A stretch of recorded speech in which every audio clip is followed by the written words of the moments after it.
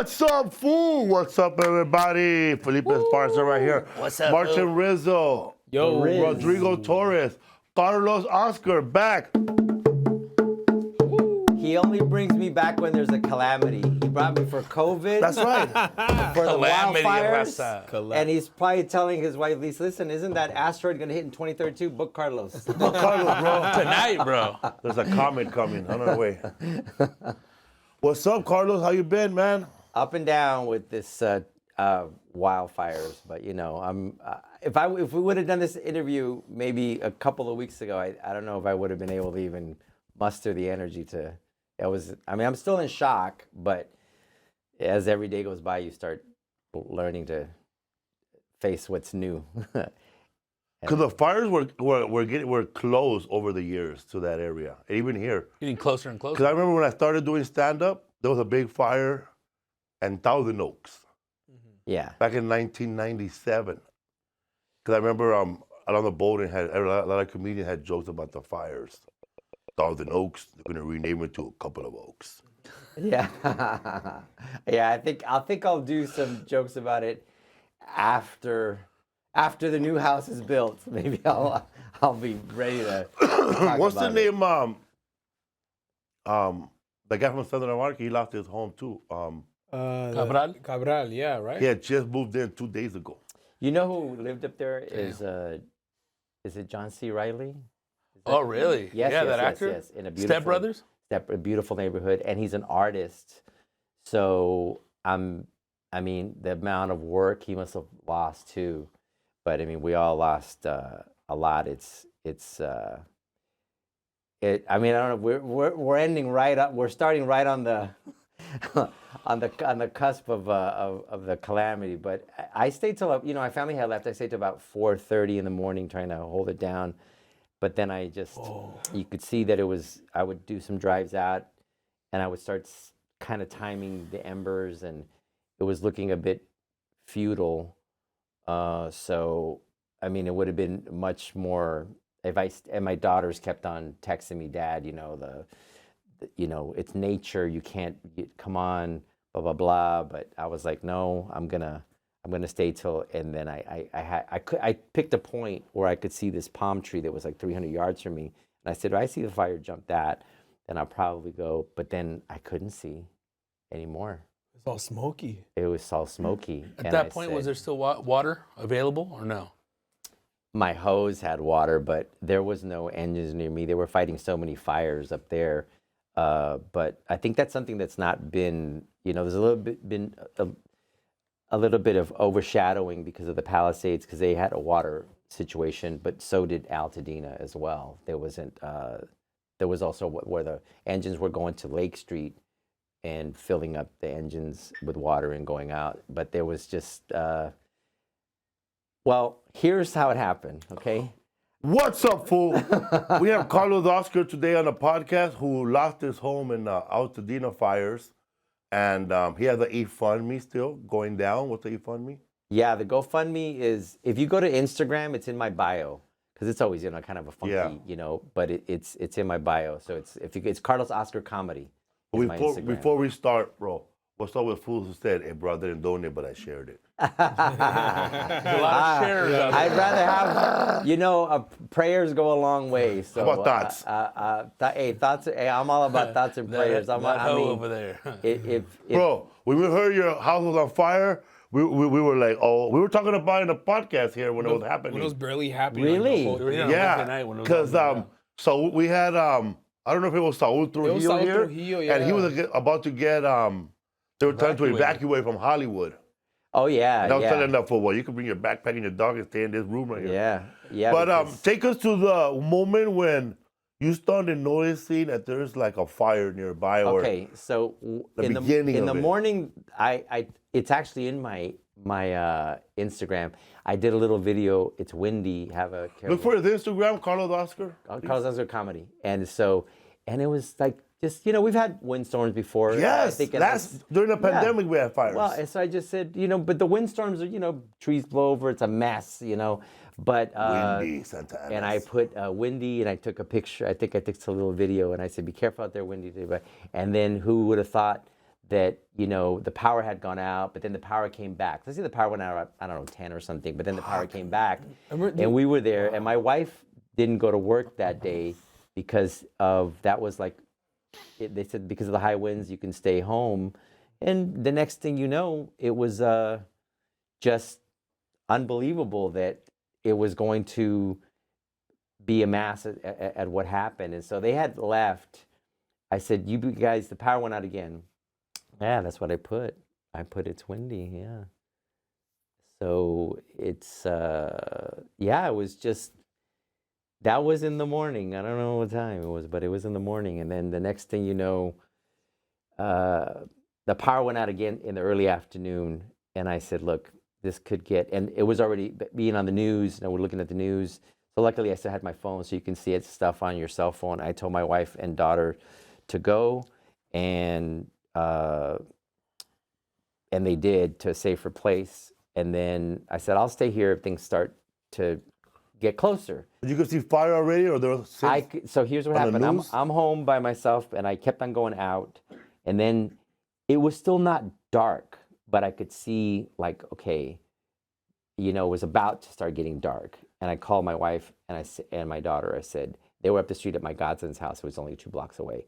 And I said, come to the house. If anything, do you really? I go, yes. You don't want to take a chance. Anything is really important, come get it.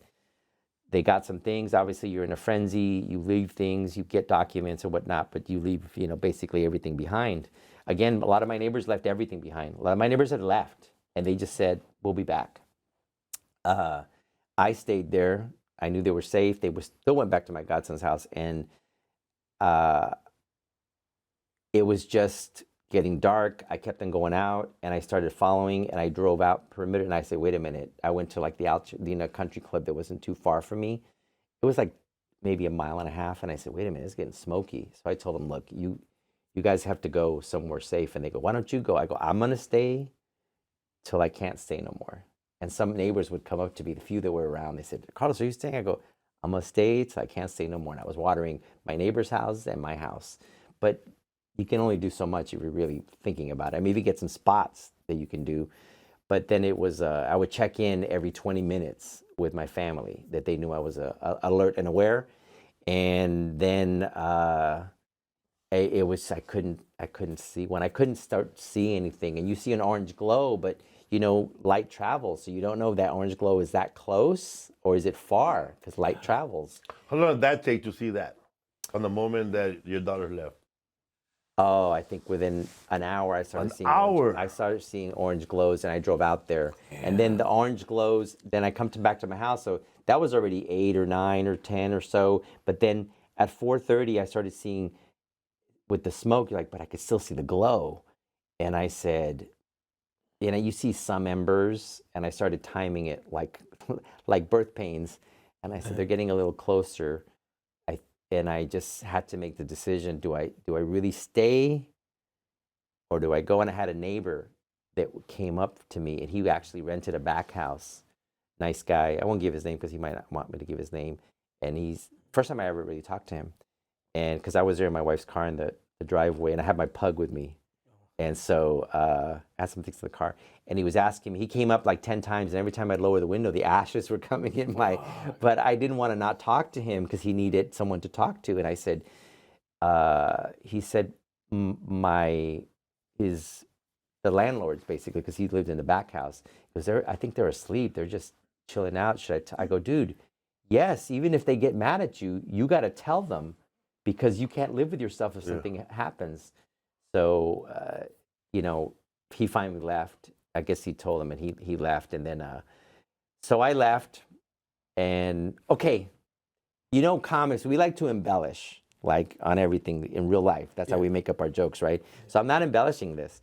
I'm there, it's time to go, and it's my wife's car, and it's a ragtop, so I was afraid, se puede encender, tú sabes. So I hit, let's go, and it wouldn't start. Oh, damn, that's scary. And I said, because of power outage? No, here's what I did. It said that it couldn't identify. The little thing said the fob is not identifiable. It's not recognizing the key fob. Yeah. And it said, go check your manual. Oh Look my at checking a God, manual. Like an emergency. And I say, yo, if an Amber lands on this, I'm just gonna have to leave everything and the car and just run with my dog and get to the main street, like, and flag somebody down to give me a ride to get further from this. So I tried it, like, literally, without exaggeration, like 10 to 12 times, maybe more. And I said, I kept my head on, like, okay, what would I do? I was in the military. It's like, you have to calm down, calm down. So I said, okay, let me go on YouTube, see if there's a hack. Oh. So I went on YouTube. The first video didn't help. The second video didn't help. Third video is some cat. He says, yo, if you get this message, you take the cup holders out and you hold down the fob and it recognizes it. Boom, the car started. Whoa. And so then I went to PPD, Pasadena PD. I parked there and I said, I'll come back in about 2 hours or so. So it was just before dawn. I'm driving up. Some of the streets were blocked. I went around. I came around my block up, and I saw it like a blowtorch. The entire area was on fire. It was on fire or just done? On fire. It was. They let you in? I mean, I went. Yeah. There wasn't. They had a controlled You area, could but I smell it was like on it was scorching? like you could see the smoke. You could hear it? Yeah, because already. Oh yeah, the crackling. Because you could already. The sun had come up enough, and I really probably, you know, it's your instinct to go, but I didn't go up the street because I wasn't. I said, listen, this thing, I'm in a rag top and anything could happen. I got so I didn't have to look up my street because the entire block was on fire. Oh, dude. So then I drove down. I called my wife immediately, and I was broken. And then we had to call. She came and met me because she was at a cousin's house in Glendale. She met me at PPD, and then we had to. My daughter was at a friend's in Pasadena. Then we called my daughter in New York. My oldest was I have two girls, and via FaceTime they both learned. Demi, my youngest, was right there, and Carly, my oldest, was on FaceTime, and I broke the news to them that. But I felt really guilty because I felt like in my spirit, I go, man, maybe I should have stayed. I should have stayed. But, you know, my friend who's he's a police officer, he says, the pressure that's out of a regular hose. And I said, come on, you're overthinking. He goes, and you know what he told me? He says, if I could tell you your house would be intact, but you would have lost your daughters and your wife, would you take that trade? And then I said, well, obviously, he goes, you would have died there, bro. He said, you know, you hear some stories. He goes, you did the right thing, but it was to lose everything like that was really something. When you were driving up to that street, did you see any dogs or anything run past you, like running from the fire or animals? No, I didn't see any. I think most people had really evacuated, like I did, really. I mean, I only stayed there till I thought, okay, so I'm not going to put my life in jeopardy, but that interaction with the car would have been, you know, I would have left the car and the car would have been gone too. I mean, that would have, and the things that were in it would have been gone. It would just been me and my dog that would have left the scene. But luckily, it started, and you know, we have our vehicles at least. You know what? Some of my neighbors lost everything, and one of my neighbors, he has a business as a concrete guy, and his work trucks and everything were there. So it's just, you know, think about some children lost their school, their home, and their parents might have had a business in the area. They lost everything. It's just quite an amazing. So I'm more measured right now, but I would have probably been able to talk like this just a couple weeks ago because I just couldn't believe that all these things are gone. And it hits you like that picture's gone, that's gone. We're in the digital age, but a lot of stuff that I had was hard copy, you know. But I did take my daughter's baby albums. I did take that, so I have that. And I took my Air Force yearbook, like when you graduate boot camp, they give you this blue. I'll tell you what, one of the first persons that called me was my first shirt. I think he won't get mad if I say his name. It's Joe Nino. He was East LA boy. He was my first shirt in the Air Force. And he did like 30 years, I think. He retired at E9, the whole, and he was the first person to call me, my first shirt. Yeah, it kind of breaks me up because he was like a father figure to me. And he called me up and he says, and he lives in San Antonio. He goes, if you want to come down, you can stay here. And it's amazing. It's amazing how many comics Felipe reached out also right away. A comic named Nas. I mean, guys that we don't work with all the time because we're always on the road. So I was really, really, I don't want to get emotional, but I can't believe how many people reached out to support and to lend some supporting words and then some. It's crazy. Brutal, bro. Yeah, it's and you know, it was my there were so many parties at that house. We had a party the couple of days before Dia de los Reyes party on the 4th, and it was a blast, bro. And then to think that 72 hours later. That's nuts. Yeah. There was this table I had just bought my wife. She had an eye on this table, this Mexican table, for about 7 years. And last October I bought it for her, and it was the centerpiece of the outside patio area, if you want. But I guess just all the good times, and you know, so many of my friends have also lost their homes because my daughters kind of grew up. You know, they grew up in the area, so they're friends and their families. So it's not just us. I mean, in Altadena, there's 8,000 structures that were lost. So at the very minimum, like that's just an amazing amount of people that are just gone. But you know, I'm looking forward to, you know, building a new house. I've never had a new house, and I think with me, because I grew up very, very unstable.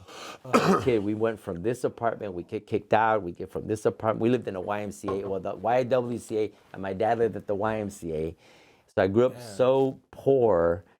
That's why it was hard for me to put the GoFundMe, because I was really always embarrassed as a kid to ask for money. I'd rather not eat lunch than ask for money.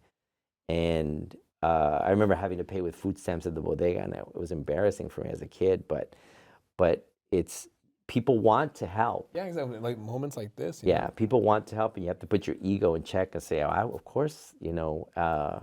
But that's part of my, you know. So I say all that because I grew up in such an so unstable that home was a stability. And as comics, we're always in different hotels and different planes and different. So we're always. So now I feel like I'm always on the road now because my home was like my sanctuary. Yeah, it was my go-to, and you know, it wasn't, you know, a mansion. It was a 3+2, but it was in a nice area, and they had beautiful hills right behind me. And to think that that's like, I mean, I love looking at those mountains, and to think that was, you know, those howling winds and all the other mitigating factors that happened that night. The fire started in those hills? The fire started, from what I understand, in Eaton Canyon. I don't know what that is. So that's like the behind you guys. So right? Pasadena, if you just go, Altadena is just like 2.5 miles. It's an extension up to the hills, right? And then you're there. That's all the protected forest, Angeles Forest, National right? Forest. So, and Eaton Canyon is just to the east of it. And people go up there and hike and whatever. Have a cool but it's a waterfall canyon. there. Yeah, but it's a canyon in the sense that fire had to jump the canyon. Does it still go with the ongoing theory that with some power lines or? I mean, my understanding is that's one of the factors, and that's going to probably take years to cement as the contributing factor. You know, if you have that with dry brush and that wind, it's, you know. So, I mean, in the end of the day, if we keep it real, if there's no fire, it could be windy as all. Right. You're just going to have a mess, but you're not going to have what you had. You know, complete destruction of every structure there. Oh my goodness! To think that low, like nobody would think the fire would come that low. And it jumped highways, right, to get to Altadena? It jumped a major canyon the side, and then it jumped like a bunch of streets. And then because the wind, I remember when I was dousing my house, I'd see the water go on to my house, like the direction and the away direction. So it was this sort of all these different areas, and it was and you know, and I thank you guys for letting us talk about it, because you know, life moves on, and then people just the next thing and the next thing. Oh yeah, the next headline. Yeah, the next thing. We have these news cycles and these short attention spans, but it's a real thing. And today, I even lost all the old school VHSs, bro. Yeah, dude. From Waldo's Comedy Station. No, I remember when I did the Apollo. Classics in there, dude. I did the Apollo, was my first, like, to me, was like a big break to do the Apollo. And I remember the first joke. I had to get him with the first joke. If you don't get him with the first joke, because you the Apollo, it's the Harlem, it's folks just coming through, yo. And I remember, I gotta get him with the first joke. I'm gonna get him. And I didn't even have any facial hair. I remember that. And like, I come out there, it's like, I don't even think I'm Puerto Rican, right? But so this was back a long time ago. So if you're thinking, you put yourself that it's a long time ago.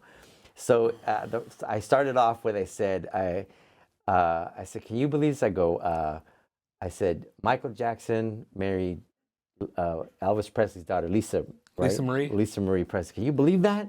I go, and in the South, they don't take kindly to that. Like, we don't take kindly to a white girl marrying another white girl. and I had him with that because at that time everybody would make fun of Michael being light skinned, and so that was a long time ago. So I knew after that and everything. But so like that stuff got lost, and that Tonight Show stuff. So that was. And even a lot of like a pilot that I did once called Day One that was a really cool pilot. I shot it in Canada. And so those things are, kind of gone. It's not, I mean, I reflect on it because those are things that I had. I even had radio shows that were on tape when I had radio shows, which I probably did with, I don't know, so when would I was going to listen to it. But it's just having it, right? How long did you live there? In the house? Over 20 years. Over 20 years. And it'll take a couple of years to get back, but and my whole neighborhood, we're all pretty much galvanized to come back. What does that mean? Well, we all have already met, and we're all on the same page that we all want to rebuild. Because they sold the first lot today from Altadena for $450,000. Just a lot, yeah. Just a lot. Yeah, just a lot. I saw it now. Because Trump announced that he wants to move the people from Gaza to Altadena. The new strip. And how's that going for you? Is that like a lot of insurance claim? How is that, bro? What is that? You must be like I got up at 5 today and yesterday, bro. I did like 8 hours of press, bro. Hell yeah, dude. But that's nothing compared to what you're going through, man. Like phone calls, bro, with insurance. And yeah, all that. my Your phone must be busy right now. My son-in-law, my daughter got married last August. So my son-in-law, my super smart guy, he's in the business, he's in the music business. You would never think he is because he's such a chill dude. So he wanted to take that off our plate. So, he has he's doing that for us. It's just really huge it's almost like having a great agent, right? Like you don't have to deal with some of the minutia of it. And so he's been, awesome. And so my daughter got married last year in August in Mexico City. Oh, cool. She did a destination wedding. Okay, she was gonna get.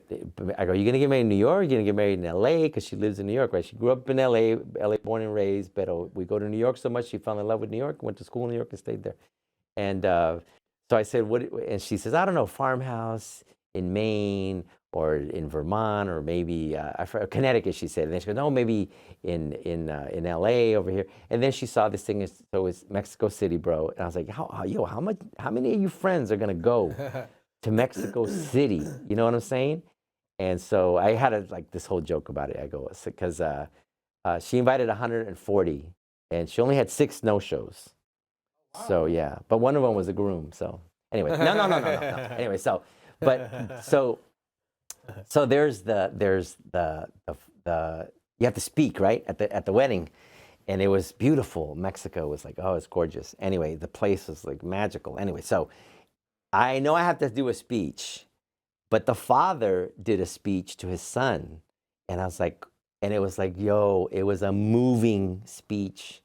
He said when he was, he used to hold my hand. His name is Kirk. He used to hold my hand. Then as he got older, he started pulling away. And then he just never held my hand anymore. And then he says, but Carly, now you get to hold his hand. And the whole place is like, oh, and I said, I got to follow that, you know what I'm saying? And then I went up there and I said, I don't know, sir, just to let you know, the first time I met your son, he held my hand. Everybody laughed. Kind of had to break the ice because it's like, oh, that was a tough story to follow. So, yeah, it was a beautiful wedding. So, yeah. So, how many people were your wedding, Rodrigo? 6. 6? Yeah. How about your wedding, fool? I don't know, bro. It was way less than 140. My wife went. It must have been, yeah. It must have been like 30. Oh, and I was out of town. I was out of town. At Young my- people might notice though, they go all out. Like people who are like 20s, Bro. 140, 250, Yeah. 500. But people like, our age, hey man, the least amount of people as possible, man. 'Cause we're like, 'cause to us already, like we have so many parties already, right? Oh yeah. And yeah, you've been to so many parties, man. Like I understand like if a person would get married at 50, and I'm pretty that motherfucker ain't got 40 friends. They all died. But Rodrigo did it all cool style and shit, like in a movie, bro, like in Vegas and shit. Oh, really? Fuck yeah, they just In and took out. off, in and out. Fucking Elvis said, ta-ta. So my Rodrigo wearing a shirt like fucking a hungover, a little baby. I'll tell you, we had the pictures. Like my wife did take our wedding picture, and it was big, so she did take that. But on the other side was my mother-in-law and my father-in-law, and he was in his charro and all that, bro. And, Give him a mic. so it's sad that we left it, and she. Oh, just that picked picture? it. Yeah, we didn't take it, bro. And so we have. I'm sure other people in the family may have pictures of that, but we left a lot of things behind because your mind is only working on like, look, if you knew it was really going to happen, you would just, I'm going to rent a U-Haul and throw everything in there right now, and we'll come back tomorrow. Everything's cool. But your mind is like, probably not going to happen, but like, let me take You're in some America, dude. This shit doesn't happen like a lot. You know what I mean? No. So your mindset is in. Am I cutting out? I don't know if I'm cutting out. So your mindset is in a different place than when it comes to that. But I still, when you crack jokes, then you may be coming out of it. And as comics, we always are thinking of something funny. So in fact, my godson's going to be living with us because his place burned down too. And we went to get some furniture or something like that. And this boy is like, his last name is McCann, Lily White. He speaks fluent Spanish, better than all of us in here. Damn. Because his nanny was Mexican, right? That's like his second mom. So he's in his Raptor, which I'm driving it tonight. And he pulls over because we went to get furniture. People can donate furniture. So we did get a rental. So anyway, he pulls over and it was a little lady, frutera. And he pulled his Raptor and he starts in Spanish. Oye, ¿qué tienes Jamaica? This white boy speaking perfect Spanish. And the lady looks at us, chaparrita, who knows what country, Honduras, Guatemala, Mexico, who knows, right? And she's telling, tengo sandía. So he bought, dame dos. And bro, we both took a sip and it was so good. And I said, this is the old country. I go, with every sip, I'm losing my citizenship. This is like sandía. It was sandía, like a watermelon aguas. And I go, this is like fresca, bro. It was. So, we try to break up the moment that like that was one day we had a little bit of fun and we were joking around. But we're all in it. And hopefully, it's just going to be a process to go through this. But, we're determined to, you have to take it day by day. And as my faith, though, I'm a Christian.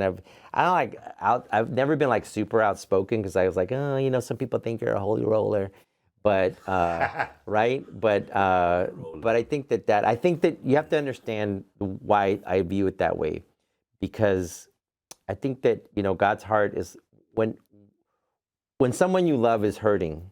Let's say they're sick. That sickness, you hate that sickness, but you draw closer to that person because of what they're going through. And that's the way God treats us. Just the way Jesus, he gets closer to us because we're going through something. So even though that might be a horrible thing, God is drawing closer to us because he knows he needs that. He wants us to overcome this. And we're staying there right now. We're staying 8 miles away in Monterrey Park. Oh, Monterey Park? Yeah. Oh, Monterey Park's nice, man. Yeah, so we have a friend that knew of a property, and so we went there. And for my wife, she's, I wanted to go like right back to Pasadena, but she says she'd like to have a little space because it's tough because she works in Pasadena, so she'd like to, but it's all gonna work out. For me, it's different because she doesn't understand when I come home, like that was my hitting the King Taco there, or going to Old Town there, or going to Baja Fresh over there, or or going to the Ice House, which is very different now. Oh yeah, the Ice House. Yeah. It's very. I mean, you gotta check in when you come in. It's like going to the movies, right? And walking into an AMC. Yeah, it's like it's a little bit different now, and I mean, the charm of the main room back in the day was very charming because it was, had the little box office. It's a little different now. It had a smell. It had like a That's wooden like water damage kind of smell or something like that. I like that. It's like, I guess, the grit of it's they modernized it very much. So although that California room is still kind of throwback-ish. They made it bigger, but it still has the feel. But I guess they There's had to two rooms, right? There's two rooms. There's a California room and what they call the legendary. The main room got smaller, right? No, the seating. Because the back, they took those seats that used to be like this and made it more green room, didn't they? Well, they turned that green room into the back part where you used to walk in to go. Oh, the hallway. Yeah, so that's like I don't know, like where the wait staff used to have their dinners. Yeah, like a little plush. So the back Lakers, part, room right there. The back part was this VIP part where it's just like you can't you can't hear. But it's weird because I'm just giving my opinion because that whoever's in that room. It's like you can't see in, but they can see out. Yeah. But it feels like, I don't know, like you're shoplifting or something. But who's ever back there's like they might not even be paying attention, And it's like where it could have been live seats. It's now a VIP room, but it's kind of turned into the green room for the comics. Yeah. Yeah. It's kind of turned into that. So it's. You performed there? Yeah. The other room Twice. too? Both rooms. Who runs the other room? Just the regular club, or? I think Josh Sandoval, he helps. He books it now. Yeah. Yeah, he books it now. And they're close to 3 years. They were close for 3. They were close from March 2020 to March 2023. Who owns it now? The Lakers. Lakers, Bus. The brother, right? Bus. The son, okay. Yeah, and he's not really an absent owner. He's there quite a lot. Some owners show up and some don't, right? Yeah, they just stripped it and gave it their feel now. Mm-hmm. Yeah, they sure step did. it in their living room now. Did another comic club just open right now in LA? There's one in downtown now, which was Enrique. That's Enrique's. Sarah and Enrique, right? Yeah, the best comedy upstairs club? Or the upstairs comedy club. The best LA comedy club, I think. Yeah, something like that. Yeah, Enrique used to be a manager at the Improv and the Laugh Factory. So when you go to New York, do you ever do a spot like at Caroline's? I do a spot. I mean, not Caroline's. I'm saying The Cellar. The Cellar. Yeah, Caroline's already. It's gone away. I go to the New York Comedy Club in the city. So at Rodney's. So a spot at Rodney's, bro. So check this. So I wanted to go last year. I just wanted to see a show at the Cellar because I've never even performed it, but I wanted to go see because I never even seen the show there. And they have they start at 5, 7, 8, like a million shows. Crazy. And so it is hard to get tickets, especially on the weekend. I was there on a Saturday. I was only there for. So I'm like, I don't even know. I'm trying. I can't get tickets. I mean, I don't even know any of the cats that are there that night. So I call my daughter. I said, "Can you somehow?" So since she works at NBC, so she went ahead and bro, I don't know what they thought I was. They've sat me in this table like if I was an agent or something, and they whatever you want, sir. Gave you a cigar. Blah, blah. And I was like, what is this? And and there they take your phone, they put it in a bag, they give it back to you because they want to make sure that the comics can be free and loose without knowing, having their stuff taped. That's like the new thing about all places. And the ceiling is, once you get on that stage, it's like a foot over your, feels like the ceiling is only a foot over your head if you're a comic performing. But it's really great energy. And then when the show's done, you exit out this way. So that's why they can keep the line. But it's a very, very unique room. The Cellar's a very unique room. So I can see why it's always been a comic, a fan favorite and a comic favorite to do. They have a big restaurant, huh? It's a restaurant, yeah. And I think around the corner, there's like this other adjacent that's also called the Cellar. I could be wrong, but I know that it was. But again, I don't know what my daughter did. As I said, why? Who did they think I was? And they know this and that, and it was from the office, so they made an assumption. I was just a guy, just a kind of the comic. Across the street from Gotham's, by the way, Rodrigo, they got those Amsterdam fries, exactly the same. What? They have I think it's called pommes frites. I don't know what it is, but next door they have the real good European fries like you get in Amsterdam. So I have to ask you, because I saw your special, I loved it, and Sacramento is a great town. We were there, bro. You and I, remember? Oh yeah. You and me and Luke Torres. Oh yeah. Empty, remember? What show was it? Was that Oh my Punchline? God, yeah, bro. I was just talking about you last week to somebody because remember you and I were in that tour. It was I don't know if it was you, but it was me, you, Fly, and Gilbert Escobar. Yeah, And we were in a van, and we did Tucson. We did 2 shows that were canceled. Went to El Paso, and then we did 1 more show, and then we were done. And then I don't know if you left the tour or Gilbert left. Somebody left. And we did the Abraham Chavez, bro. And I was telling everybody on the radio over there, bro, we did the Abraham Chavez. 40 people inside. It was empty. And outside, they had a free Cinco de Mayo festival. But nobody. Everyone was at the festival? Fuck yeah. It felt like our doors were locked. Yeah. You remember, right? Yeah. I remember I did a show we did one, I don't know, was it Eagle Pass? Was it small, McAllen? I don't know.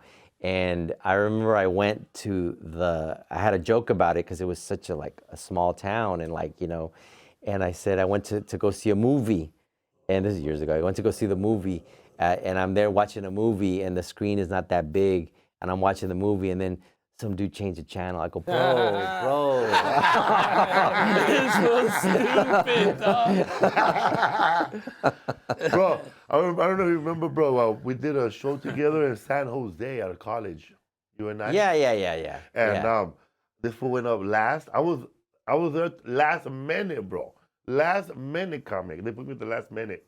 And we were at a college. He was the headliner, bro. It was like this fucking Mexicano event, bro. And there was a lot of Mayan dancers, whatever, right? Dancing, bro. A lot of big, fat Mayan dancers. This fool went up out there, bro, and killed it. Well, I was dying, and some people were dying, but not a lot of people were dying because they were all PC. He goes, what's up with fucking Maso? He called those fools Maso. Hola. Oh, yeah. No, I know. I remember because I think the first time I did this show, we brought it up. And I said, because they were on stage doing the dance. I know it's traditional, not to be disrespectful, but they were big cats. And I said, is that Azteca or Manteca? Oh, that's right. He's the first stand-up I ever seen, first professional stand-up.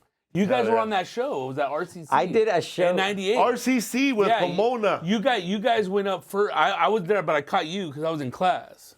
You're the first really? Yeah, and then I think I seen Kings of Comedy after that, and but you're the first stand-up. I used to just watch it. It was him and I think I don't know maybe comics. Either Gabriel or Ernie G. I did a big show in Washington D.C. and it was this years ago. It was all the Latinos that were LULAC or National Council of Raza. No, I don't know. It might have been, but this was it was all these were federal agents and this, and it was all the different positions. It was all the Latinos that are in this, and it was I had to wear a tuxedo and the whole thing, and I even had to look at a teleprompter and who's coming up, y lo que sea, and then I see the table, and they're all Latinos, and it said CIA.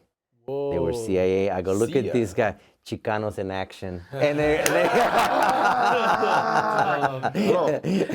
one time I wasn't there. Another comic told me we were doing a show, and there was a guy. He made a joke up because there was guess when Carlos Oscar was performing.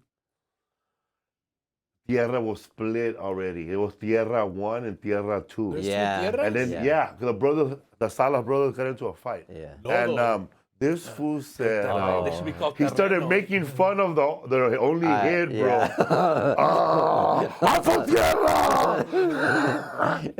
They're gonna play. I said they're gonna play their greatest hit. Greatest. Okay, look. And then you mentioned the song, bro, the remix, and then you said something. So, but I knew the Salas. I knew the Salas. When I got out of the Air Force, I was working in the same field I worked in physical therapy, and I met the Salas. So I was cool. Like they took it as a joke. They took it as a joke. But okay, look, we've all. I want the crowd to look. I know people know me as I know you clean stand up and blah blah blah. But I was doing a show, and it was at a restaurant. This is gonna be. This is something I would never say on stage, but it was one of these rooms, like a restaurant, and they're far back. And Nick's Steakhouse. Bro, and it was like they're playing all the games on the screens, and we're not really lit all that well, and the crowd is on their phone, and it was like so demoralizing, okay? And so people, and some of the comics are trying to get just a little more edgy to try to really get them.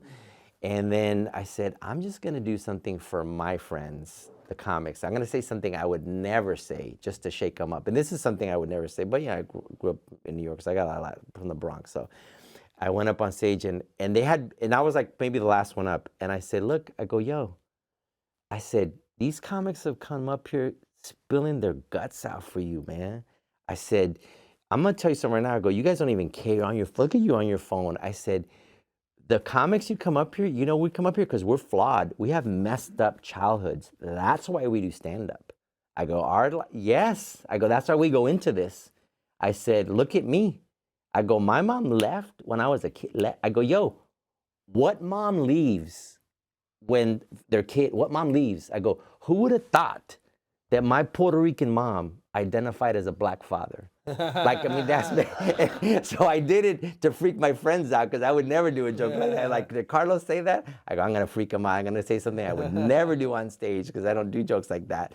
But I just did it. And the crowd laughed, but they had like, oh, I shouldn't have laughed. I said, if I say something so outside of what I do, they're going to laugh. Because they're like shocked, that shock laugh, like, should I have laughed, you know? Because sometimes if you say something that's out of, some people, they want to laugh, like, who should I laugh with that? Because it's such a stereotype and it's just like a bigot kind of a joke, but they wouldn't expect me to ever say something like that. So I did that. And after that, they started listening to the regular jokes. It was just something to shake them up. So sometimes you never know how you can. I did a show in front of a bunch of comics. It was in Palm Springs, and it was a festival. So like 80% of the house was comics. Like, yo, comics with comics. So I go, the first joke's got to kill in order to get these comics, and it's late. So I went up there, and I remember some of the comics had gone up on stage, and they were like saying, look, you guys are all comics, and you know, you're just kind of deciphering my jokes, and well, there's only like 20% of civilians in here, you know. So when I went up on stage, I go, how am I gonna get these? I mean, because they're comics, they're aspiring. Yeah. So I said, let me tell you how this business works, yo. I'm gonna hit you with this. I'm gonna hit you with this right now. I said, the way this happens, I go, I know you guys are gonna be stand-ups. I go, it's a crazy, you travel, blah blah. I said, it's who reps you. That's how it's gonna happen. I go, I'm gonna hit you right now. I go, the agent I have right now, he's no powerhouse. I mean, that's why I'm here. And then I go, this dude's like, I couldn't get you in on that. We missed out on this. I go, I was on a cruise ship. He called my wife, and I didn't even know I was on a cruise ship. I called him, I go, yo, man, why you calling my wife? You don't even know where your client's at? He goes, I have you know, Carlos, I've been working on something for you. I go, yeah, what? What? He goes, I got you a deal at HBO. And he gave me the details. The first 2 months are free, then it's $9.99 a month. I go, bro, man, what? I go, what is wrong with you?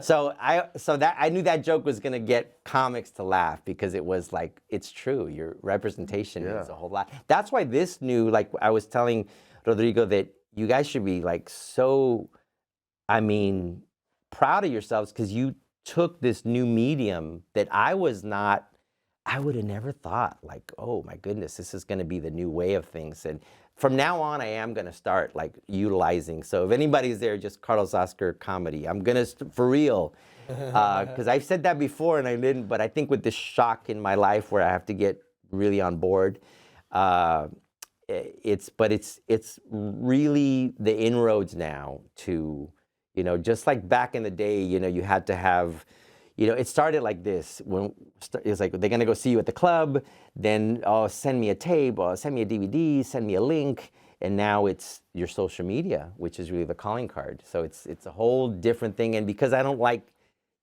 change, I have to really embrace that change. I know, and don't bring up the World Series. Anyway. I'm sorry, dog. Now, it's funny you say that because I did that. You watch the sports shows, right? I did that Lobatar guy. Oh yeah. Him and his dad. Yeah, him and his dad. I did his podcast, and he started asking me stuff about like the Lakers, the new player. I have no idea, bro. I don't follow basketball anymore. I don't know anybody. And Luka. I didn't know, bro. And then like he kept saying, bro, over and over, that the Dodgers are cheaters now because we have a lot of cash to buy people. No. That's how he ended the podcast. No. You guys are, they start yelling. You guys are a bunch of cheaters. I think that's a New York Yankee strategy right there. Yeah. Pocketbook, look, dude. this is. I'm If there's not baseball nerds, they're gonna switch right now. I'm a baseball nerd. And Dodgers are doing everything that's well within the rules. Okay. The problem is that the other teams are probably in 2027, you might see a lockout because they're going to want some sort of new system where the small markets can somehow, make more revenue. They still have the, what do they call the gap where they can't spend more than a certain type of money? No, in baseball, there is no salary cap. I thought. Nah, dude. No, what it is. Oh, I didn't know that. So the way football has the salary cap, right? Yes, correct. Basketball? All the sports have a salary cap. I didn't know baseball didn't have one. No. Why do you think Yankee homeboy went to the Mets? It was just a money thing, and he couldn't get the suite. They That's couldn't I get didn't know that. No, so que pasa es esto, mira.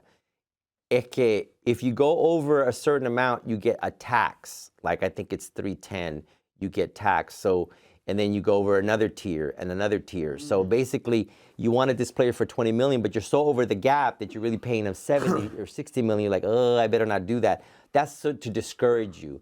That's why the Dodgers were so unbelievably smart in having this deferred money where it keeps you under the cap, yet you can get these players, but the players have to go along with it. That's another thing, right? That's a whole other deal. So, and because they've built up like what looks to be a really opportunity to go on a great run, players want to go there, just like when the Yankees had. Yeah. So, but I think that the small markets team, I'm not going to say that they don't have a gripe because like they're Minnesota Twins, for example. they're for sale probably. They're out of the map, Well, I mean, you have to like get perfect prospects that become stars, That nobody catches, though. But I think a lot like the East Coast team, like the Florida Marlins, everybody from the East Coast, New York, those people always had a good farm league in Dominican Republic or all over the world. Well, that was the spot. It still is. I mean,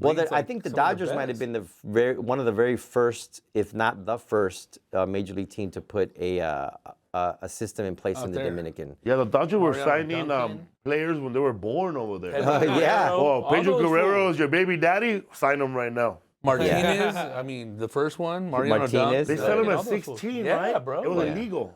Yeah. Well, now you can sign players from the Caribbean at a young age. But if you come like the Japanese players, they're supposed to, if they want that big like a Yamamoto, you have to wait till you're 25. But Ohtani left early, so he had like a smaller deal. But look at where he is now. Right. And now they got this kid Sasaki, where he did. Is that his name? Or is it? It's Roki, right? Roki. Yeah. So they got Roki. He's amazing. He's 23, so he had to take like this, like just a deal. Like he didn't get this amazing deal. Had he waited 2 more years, he would have got this. But now can't wait 2 years. Why till 25? I don't know. That's just the way it works over there. That's their system. Because they want the players to play in their professional league. So it's kind of a deterrent to stay. If you look at Suzuki Ichiro, who's in the Hall of Fame now, he didn't come to the major leagues till he was, I think he might have been 27. Yeah, because he was still playing in his 40s. Yeah, if you combine his hits in Japan and in the big leagues, he'd have the most hits than anybody, more than Pete Rose. I mean, that's how great of a player he was.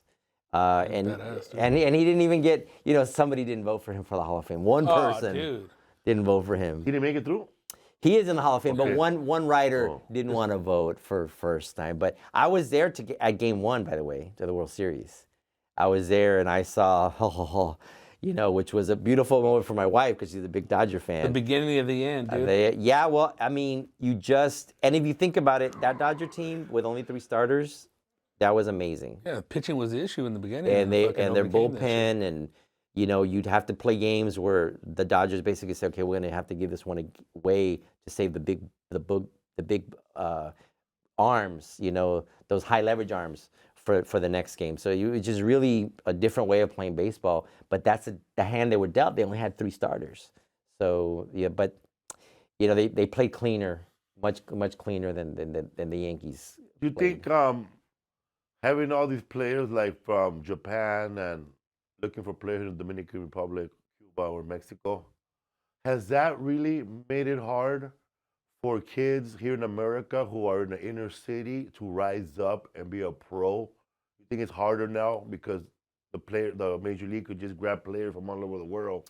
So they're not investing time anymore. Like when I was a kid, bro, there was a program called RBI, run, batting, and hitting. Yeah. And I was in it, bro. Yeah. They would get all the kids, bro. And then, like, they'll not force us, but there was actually money for little leagues in our neighborhood. And then we have the best of the best. The best Then equipment. you go on to the All-Stars from our team went to play.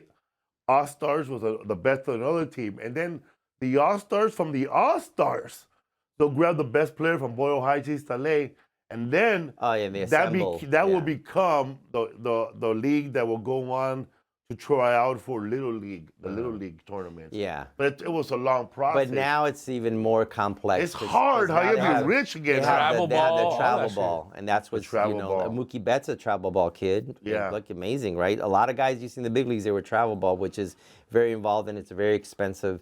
And Very I think expensive, also, right? and And they play year round too. Yeah, and we only played April, May, June. And let's get down to the nitty gritty. The sports that have this hype are football, because it's kind of an event, that week. Even high school football, it's packed, right? Yeah. You go to a high school baseball game, who's there? The parents. That's probably it. The hot dog lady out Yeah, there. exactly. Selling what is it when they put And a couple of scouts. the bacon. no, they open up like they put Yeah. camarón. It's like they camarones or whatever in the Fritos. I forgot. It's something. I forgot what it is. But Bionicos. yeah. Bionicos. So it's not the, I don't know, it's not the glory sport that those other sports like basketball and if you're in the inner city, baseball, you gotta be with your friends, you gotta go to a park, you gotta have 8 friends, bro. The bats are $500 now, the gloves are $300. What's going on here? Football, Yeah, to actually playing Pop Warner, you gotta play the shoulder pads. Yeah. And I don't think they let kids hit each other in the head no more. I don't think so. I don't Not think so. until My little you're brother was in older? football, bro. Fuck. He was there with my mom. She wanted us to be winners, bro. So she would always give us our little brother birth certificate so he could be the biggest players. You know? So my brother was like 16, bro, using my little brother's 14-year-old birth certificate and breaking all the records in Montebello, bro. Breaking ribs too, bro. Oh, so did you play baseball then as a Yeah, kid? bro. Yeah. I played. I was just telling a guy at another interview that I played the semi-pro from Hollenbeck Youth Center, which was 16-year-old to 25. Oh, And hardball. Hardball, bro. And I wasn't that great, but I remember, bro. Before I left the team, I have 4 hits and 15 at bats. Oh, that's not And bad. like 2 RBIs, and I walked maybe 3. And I played right field. All the balls went over my head. But where I live in San Fernando, right there on San Fernando, I don't know the name of the park, but right across the street from the San Fernando Mission. Today is Wednesday, right? And yesterday was Tuesday. They have these men. They play there every Wednesday at 11 a.m., bro. Like, I don't know where they come from, but they have 9 against 9. There's Bro. an umpire. There's a hot dog lady. Everybody's there. They're happy. They're laughing. Sunday, all day, bro. Professional Games going baseball on. games. Yeah, so if you go to I wish I could play. So in New York City and some of the boroughs, bro, you go and it's all these cats that they had signed. They had played in AAA, AA, maybe had a cup of coffee in the major leagues, and they're playing ball, bro. These guys are balling out still, hard ball. Because they love it, dude. Hard ball. And I was like, my daughter went by and she videotaped it for me. I said, what? I goes, Dad, you would have loved this because these guys are like, they're actual good players. They're older cats, but you know, they're good players. They love the game. Dude, I mean, they're throwing hard and they're hitting like, and they know what they're doing. And then you talk to them, it's like, I was in the Detroit Tigers organization. Wow. I was in this organization, and they just, you know, didn't make it to the bigs. But, you know, man, my goodness. I was gonna say it's equivalent to when you see like the Mexicans playing, the older guys playing soccer, but they were never professional, right? Those guys, they're just like, that's like their mechanical. I was. Let me tell you what the baseball nerd I was. My daughters played like a fast pitch, right? And I tried to I was like, I know baseball, and so, but in in baseball, you know, the ball comes from just trajectory from, you know, down, right? But in softball, it's that fast pitch, so it rises. So I taught my daughters how to hit kind of like a baseball swing, and they were like, ugh. So my oldest, I was like, man, I messed her up. She's a righty hitter, and I said, we're gonna switch you, and you're gonna become a left-handed hitter. And she's left-handed. She goes, just do it. And little by, dude, she became like the bomb lefty hitter, and then she utilized it. She became a switch hitter. My youngest was always a great hitter, so I didn't have to. She was always like a natural hitter, but that's how much of a nerd I was that I would it's like, oh, I messed up my daughter. I had her have the whole, you know, like it just doesn't work for softball. You have to have a flat bat for softball. So, but I actually was left-handed, but my mom had this thing like it's evil to, so she used to tie my hands. My dad too. Whoa. Yeah, so I had to, everything was right-handed. That's crazy, dude. And so when I threw right-handed, Keep you normal, and then when I started playing baseball, I started hitting lefty one day. I go, oh, this is like so natural for me to hit left-handed.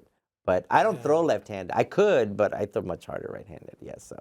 But that was kind of a Latino thing that from the old school. It's like, oh, no, you can't be left-handed. I don't know why. I don't know what it was, but my sister used to tell me. Opportunities? No, that it was like that it was like a something that was considered. There's a lot of stories about people. Flaco Jimenez, right? Yeah. And they tie him up that way because he had polio. Left-handed. Made me eat everything right-handed, right-handed. So one day I went to go talk to one of the baseball players, and let me tell you, bro, they all look like they have the same Fernando Valenzuela body, all of them. And I asked him, ¿qué onda, güey? And they started talking. He said that most of them, not most of them, but a lot of them, they were all playing the old Mike Brito league. Oh, he was a king. That's homeboy that discovered homeboy. He's the one that's he discovered Venezuela. He used to have the. And I remember, he used to have the Cuban, yeah. He had the speed, the radar gun. Yeah. So he had his own little side league, bro. He'll try to find fools, in LA. Oh my goodness, man. Yeah, that guy. He had it. You know why? Because I knew a Cuban kid that played in the league, and I thought this kid was so good. I thought he was gonna make it to the major leagues. That's how good this kid was, and I think just went his way. But he played in the Brito leagues, and I saw this kid hit bombs. And I was like, how did this kid... You've ever played with an excellent player? You're like, you're not just good, you're like so much they're better on another level, dude. than everybody else. I had played with a kid named Jaime Cuenca, Mexican kid, and he was like, oh, this kid, like I've never seen a kid play, like he's like excellent. And he didn't make it to the big leagues. So it's crazy. Bro, I knew a kid growing up, bro, that fool was just good in the peewees and midgets, bro. Ruben Molina from East LA. But that full world, like, you could tell, like, if he had the right, if he would have met the right person at that time, you know, and, like, you know, groom him or took him away from the neighborhood and took him somewhere to actually learn baseball and teach baseball every single day of his life, he would have hit easily 50 home runs in the major leagues. Yeah, some guys are just. But this guy was 13, bro. Already bigger than everybody. Fucking throwing curbs, bro. In Little League, he's like 14 or 13. Phenomenal. And I don't know if you guys ever been to Pecan Park, but that fool hit the ball from right there to where the baseball field is. He hit it on top of the basketball. They play basketball. Yeah, he hit it on top of there, bro. Check this. I saw this kid. His name was Ramon Rosario, Rican, and he was like a natural. He could run, play basketball. Every sport he touched, he was just great. And he hit a home run in he must have been like 14. Dude, he crushed this ball. but he didn't have his helmet on, so he was out. He didn't have the helmet. He went up to the plate just with a cap. You have to have the helmet. So the other coach said, and he actually went on to sign with the Phillies. He didn't make it. I know he didn't make it to the bigs, but I was like, that's what I'm saying. When you see a player like that, you're like, how is that? Like, they can hit anything. Whatever they can do, they're just natural athletes. Especially baseball is the hardest skill set to hit a baseball. It's amazing. I wore this hat because of Jackie Robinson, because it had a symbolic for me, because Jackie Robinson lived in Altadena, lived in Pasadena, so it's like an ode to the guy who really had to do the breakthrough. So my daughter got me this hat because I lost all my hats, so she called one of the big hat companies on my behalf, and I was at the hotel we were staying, and I got this box, like almost 20 hats that they had sent me.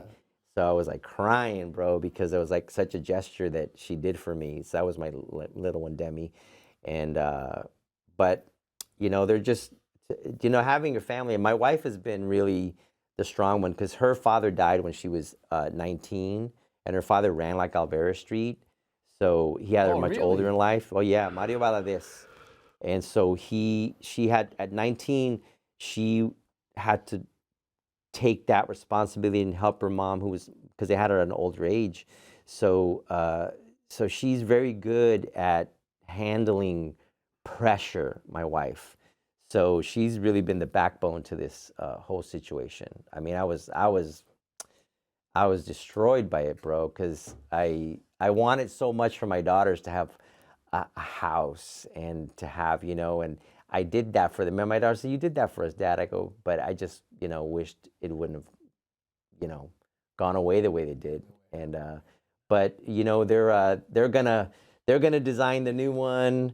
Cool. I said all I wanted there is a little prayer room. That's it. That's all I want. It could be the size of a closet. I go, the rest you guys can do whatever you want with it. But I really, that's something that I probably, I don't like to be vulnerable. So I always think, but I never really talked a lot about I could do a lot of shows at churches. Like the same show I do at a club is the same show I do at a church. Like I'm doing a show in Oregon this Friday, and it's a big church. And so as a Christian, I thought I always felt a little odd in the Hollywood scene. I always felt like it could be just me overthinking it, like, you're not really on board with everything. But I'm not judgmental. I've never told no comic what to say or what not to say in my life, and I would never. But there was this feeling, and maybe it was me thinking, I don't think I'm like welcomed here because of my faith. I really thought that. Maybe I was wrong. Maybe I just psyched myself out. It's probably a lot of overthinking. Yeah, that analysis paralysis. Yeah. Yeah. For real, dude. How was it going back to your house after everything went down? It was just, there was nothing, bro. There's ash. I found a couple of trinkets. When we got there, my wife went before me, and when she went there with PPD, she went and and in my post on Carlos Oscar Comedy Instagram, you'll see it. It's a picture of my house, and there's these yellow roses, and the yellow roses are for my mother-in-law because she loved yellow roses, so we planted them for her. When she passed, and she passed on when she died, we kept growing them in her honor. And when we got back to the house, you'll see the picture if you go on. There's nothing there but the chimney, an angel, and one yellow rose. Yeah. You know who passed away in that fire in Altadena? You know the Nickerson Gardens, the project right there on Imperial. The guy the Nickerson Garden was named after. His son was living in Altadena. Wow. His father was the one that the housing projects. Nickerson Garden, one of the biggest projects in Los Angeles. Oh yeah. His son was living in Altadena. And he didn't leave. He didn't leave. Didn't want to leave the house. He didn't leave the house. And there's families, because Altadena was the first. Look, I mean, I know that we're in a world where what's woke and not woke. Look, the facts are facts. Altadena was the first city that let anybody buy, no redlining. You could be black, Mexican, Asian, whatever. You're here. So that's why it has such it has so much diversity and so much richness in that. And there was families there that had been 4 generations in that all lost their homes, all 4, like unbelievable. And so that's why you've seen a strong showing of the community, because it was look. I know you always hear that it was like a little town, but it was. We didn't have no corporate stuff. We have a Jack in the Box that did survive, the banks, right? And then we had like a Rite Aid, but we didn't have like there wasn't a slew of corporate there. It was all mom and pops. So it's very, very tough to lose that. It was this little like cul-de-sac city, because you didn't go up Altadena unless you really lived there. Yeah. Man, that's crazy. I remember like years ago, like driving by there, and like you always think about like Altadena or Pasadena, like in your head, like it's like, oh, like nothing but like white people live there, or it's like no Chinese people. But it's all diverse. Yeah, I never seen so many Mexicans living around those areas. Like, whoa, what? Yeah. Like people that just came back, like just came from Mexico, like they're like living. It was crazy. Like, whoa. Yeah, it's strong Black community as well. Yeah. And it's just it's a great. I mean, Jackie Robinson. I mean, can't get any more deeper than the roots of overcoming than that. So that's why I wore the hat. And I mean, it's those things are maybe sound small, but they're very inspirational. I look at Jackie Robinson as one of the most like heroic, players to do what he did at the time, and then he inspired other players like Roberto Clemente from Puerto Rico. They wanted Roberto to use the name Bob Walker. Whoa. And they said, ¿Por qué? He goes, no, well, there's already, the league is getting used to African American players, and because he's trigueño, ¿verdad? Puertorriqueño, pero trigueño. Entonces he goes, no. He goes, I'm not gonna go by Bob. He goes, if you look at some of his baseball cards, you might even find Bob Walker. He goes, mine, I'm Puerto Rican. Yo voy Roberto Clemente. So, and it was Jackie being able to do that made everybody else be able to. Now, I mean, it's nice that look, the whole world is playing all the sports now. Yeah, When I used to come on, honestly, and I don't want to let this go. Early on in my years of stand-up, I was very, because you're just young and you don't know, but I was very upset how there wasn't enough diversity. And I would make a point about it, and me, they always looked like, what are you? You look this, you don't look Latino. That's why I grew the goatee. And so, but I'm at it, and I think I mentioned this before the last time we went on, but I think it's awesome now that there is a lot of opportunities that my best friend is Filipino. He goes, yo, every commercial's got like and he goes, but that's not, he says this, and you understand, he's first gen, okay? He grew up in the PI. And he says, but that's not really, I go, oye, I talk about I said, you got to remember, I go, back in the day, there would have been no opportunities. Yeah. So if you think even if some people think there was an overcorrection, there was no opportunities. People say like, oh, it seems forced now, but there was nothing. I understand that, but I understand when people say that. They go, oh, there's they're overcorrection. I go, but there was none. It's better now than what it was before. I mean, if you think that I understand that point, but like there was no chance. Like how many breakdowns would show this diverse? You wouldn't really see that. So then my friend said, you know what, you're right about that. I go, let's keep it real. I mean, you're not that. Look at my daughter. She graduated from NYU. She was like, her dream was to work in the entertainment field, and she's doing it. And so it's my youngest though is more normal. She's in the medical field. She's good. She's going to school to be a nurse practitioner. So she's more level-headed. We're the crazy ones. What did your daughter do in NBC? She works at SNL. She worked directly with Lorne Michaels for about 3 years, and now she's in charge of their digital. So she directs some of those scenes, like when they have a person. Actually, she was in Los Angeles the day that the wildfire started. They were shooting a commercial, and she was in charge of some of the I guess the funny stuff, and doing other stuff for this new world, TikTok, about the whole thing. And so she's in charge of that, which is a great opportunity for her to produce. And right now it's very busy because it's the 50th anniversary.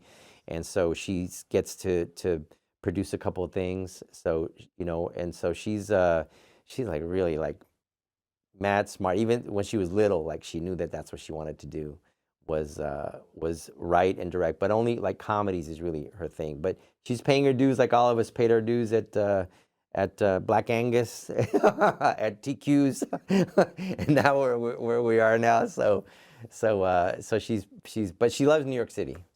She does. I don't know when she's gonna move back, but at some point she might. What's up, fool? We have Carlos Oscar right here, man. Show his GoFundMe.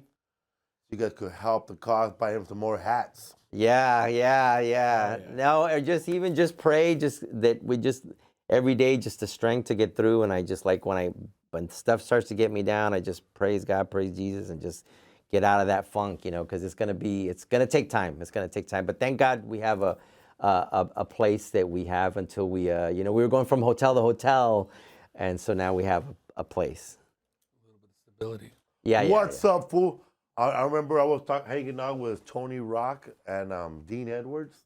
We were doing a show in Atlanta, and they were sharing SNL stories with me, and they were talking about Tracy Morgan. But what I really want to know, bro, because when I watch SNL, I don't really care about the sketches, bro. I don't watch them.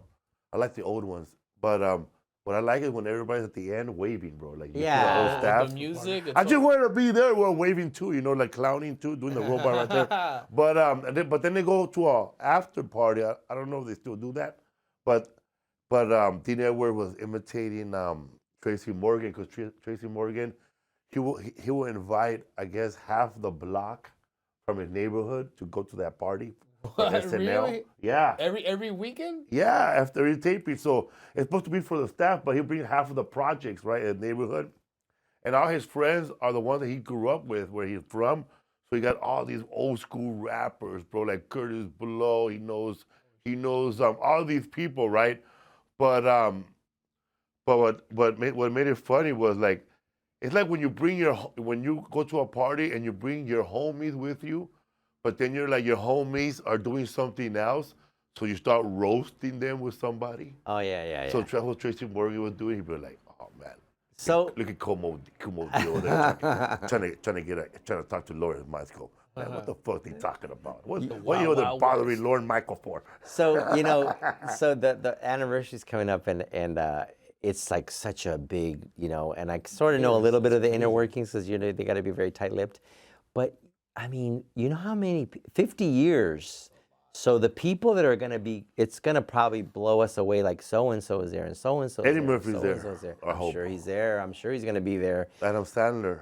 And I think that, there's basically going to be no, like, real audience, but maybe a wife or, because it's, the studio, they have an overflow, but I think it's just, it's 50 years is a big deal. Is it gonna be one episode or like multiple episodes or like? I think they're gonna do something and then I think it's on a Sunday that they're doing it. I could be mistaken. I thought that's what my daughter told me, but it's gonna be. I think is it the 16th? Maybe I could be wrong, but it's this month though. Yeah. It's this month, and it's. Who's your favorite character from all the time? Like not the actor, but the character you saw on Saturday Night Live that to this day it makes you laugh. Oh, when Eddie Murphy does Mr. Rogers. Yeah. I was just thinking about that. Yeah. I like Gumby. I like when he played Buckwheat and Buckwheat was shot. That's what I'm saying, yo.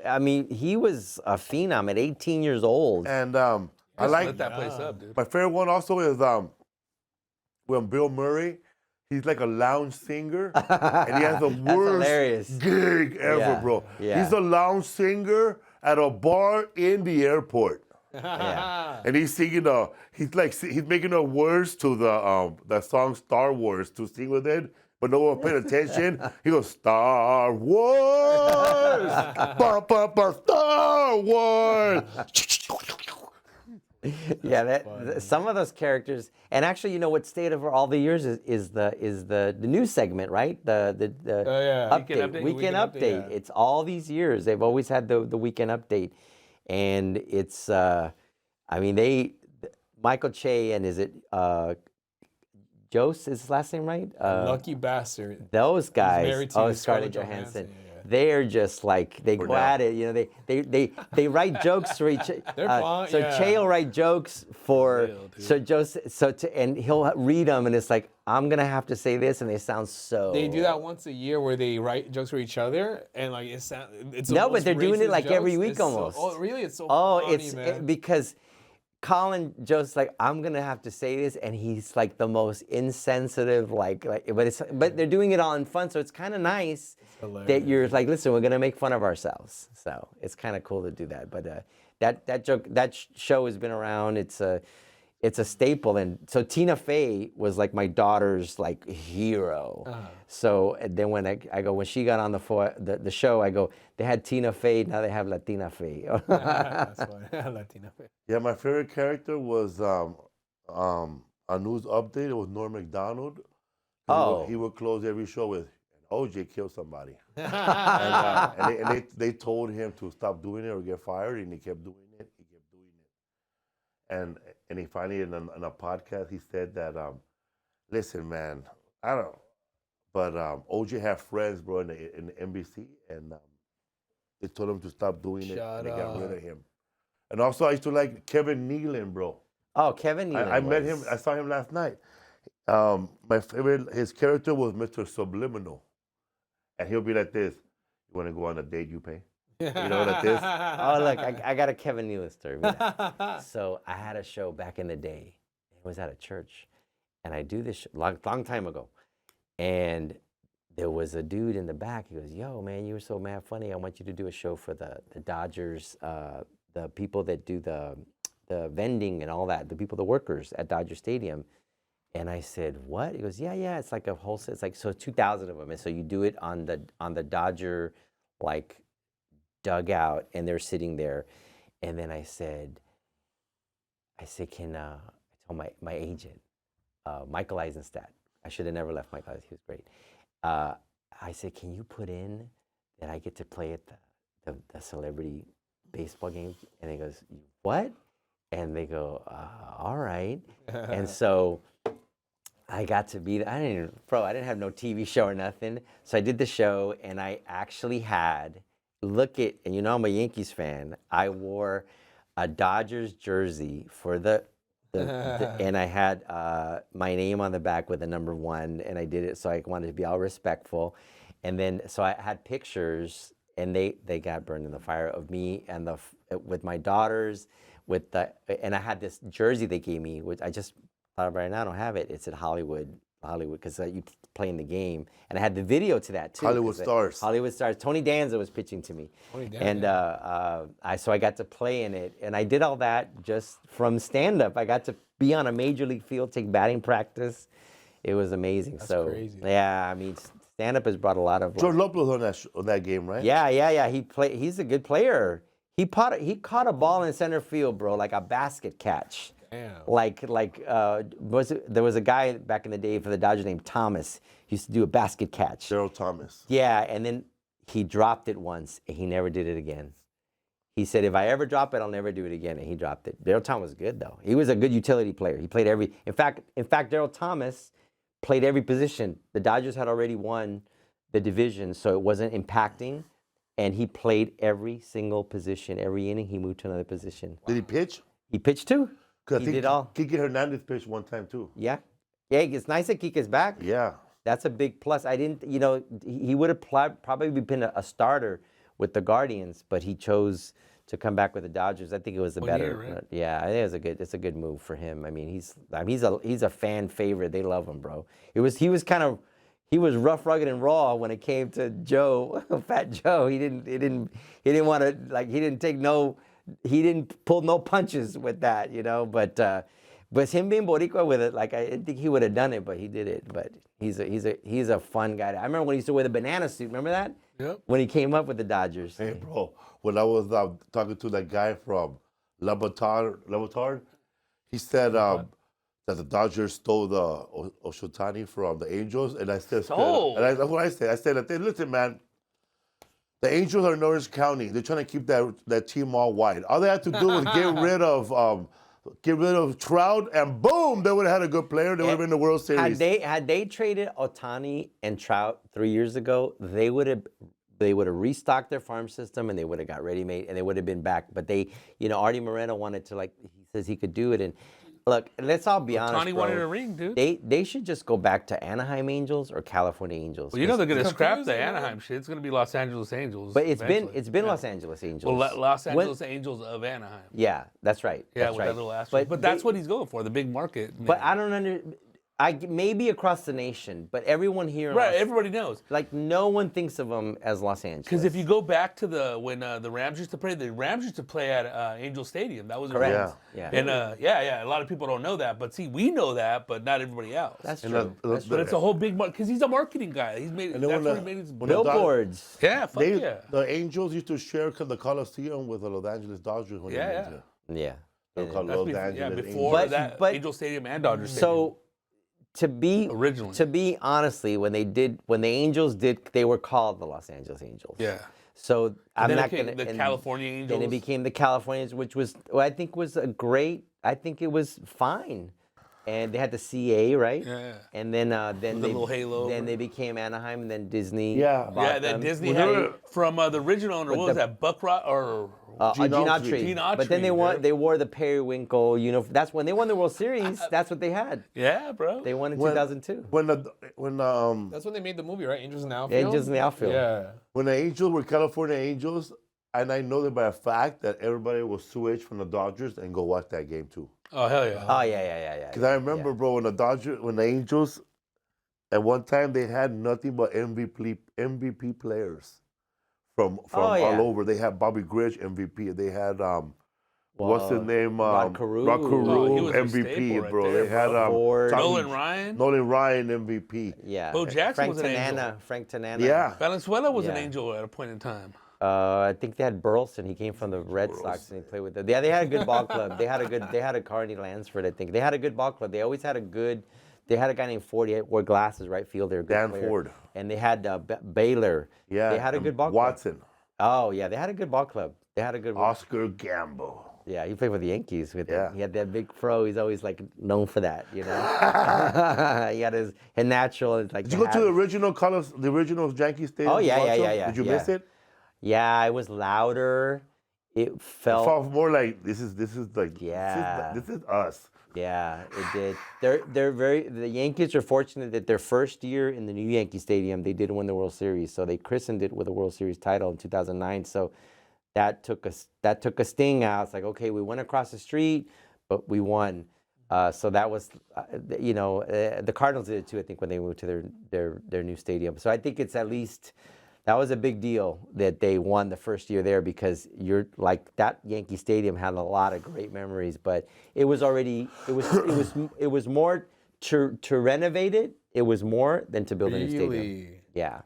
And whatever the concrete was made at Old Yankee Stadium, I think it was, oh my goodness, it was a great inventor who did the concrete at Old Yankee Stadium. And these construction guys in this era said, whatever that was made out of was insane. It took forever to break that apart.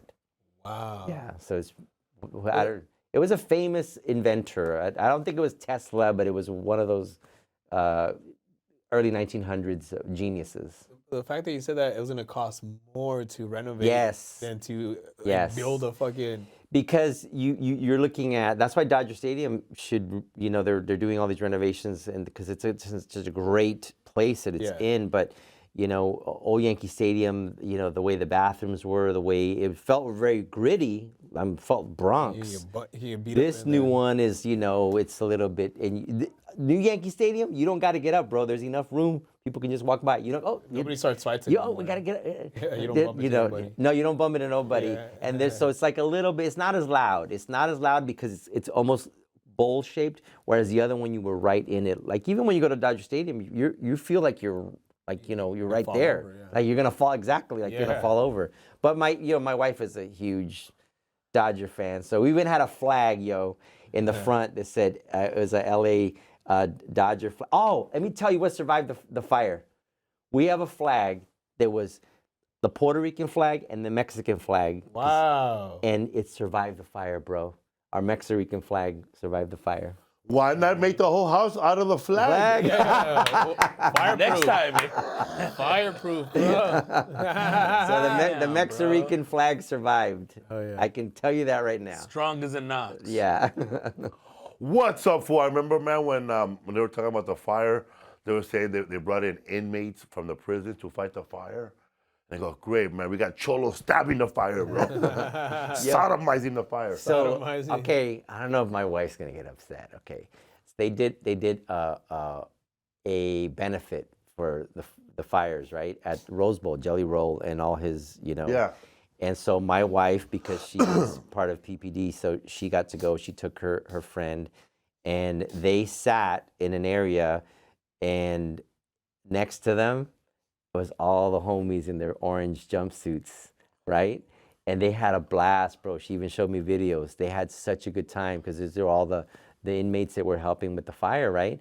And so check it. My wife and her friend, they went to one. They goes, take a picture. He took us homeboys like this, taking a selfie with my wife and her friend, and then you hear the sheriff or whoever's in charge is say his last name. Come over here, you can't go over. And then, so he wasn't supposed to do that, but it's a very hilarious picture. But I think it was an awesome gesture. These guys, they go out there, they get time reduced, right? They get, I think they get 2 days off for every day that they fight fires and help. Or yeah, so Like a bargain for the state. it cuts their time, and they're in they're in situations that could go out of hand. You never know, right? So I think it was really awesome. But she showed me the video. Those guys had such a banging time at the concert. That's cool, man. Yeah, I think it was awesome.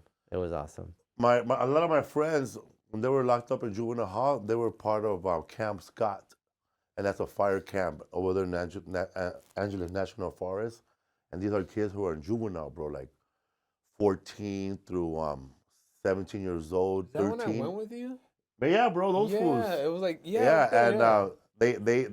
They go out there in the summertime, man, and these juvenile kids, they make the fire trail for the firemen can walk through there when there's a fire. So those trails where you see the firemen go through those trails, these are the trails that are built by those kids and those prison inmates. While there's no fire, they're there digging the trail and breaking up brush just in case there is a fire. Oh, yeah. Oh, yeah, those are, And they do it for chips. Really? Well, Doritos, because they're inmates. I think that any program like that can get, oh, I love your socks. I just saw your socks, bro. Banging right I think there. this is from Best selling? Oh, I like that, G. Homegirl gave us the sauce. What's her name? Best selling? Best Sterling. Yeah, Sterling. Yeah, I forgot. Bro, Just saw check her. it. The socks and the shoes that I had on the night of the fire, of the Eaton fire, I can't even wear them, bro. I remember they were soaked in water, and I was and I have them at the house, so I've been using them to do, if I have to do, I let them get messed up. But I remember I had these. Dude, it's crazy. The shirt that my wife wore that day, she said throw it away. There was just a bad reminder, of all that. It's just, it's crazy how some, I mean that took me to another place. Just looking at your socks, thinking, oh, I was wearing these socks. I was wearing these socks that were thick. They're from some store in New York that my daughter turned me on to so I remember I had them on that night, and I remember when I looked at them, I still have them. And dude, it just takes me back to that night where The smell too, probably, right?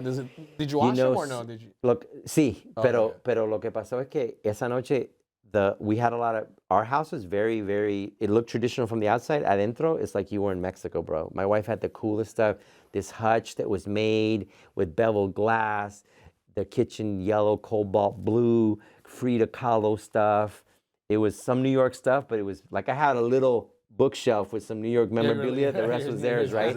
But it was banging, bro. We only had saltillo tile. We only had hardwood floors, and so it was So it's a, we'll be back there, in a different way with my daughter's inputs and designers. But it was so many kids, our house.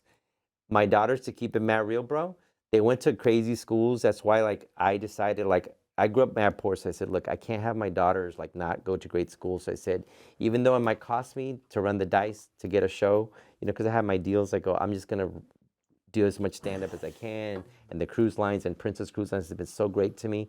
And so I got them through the best schools. And even though I was gone like half of the year, maybe more sometimes, I'd spend when I'm home, I spend a lot of time with them. But I really got to do that so, you know, it was all worth it that my daughters got this. So those friends, I will go back to this, their friends at their schools, their houses the foyer was bigger than my entire house.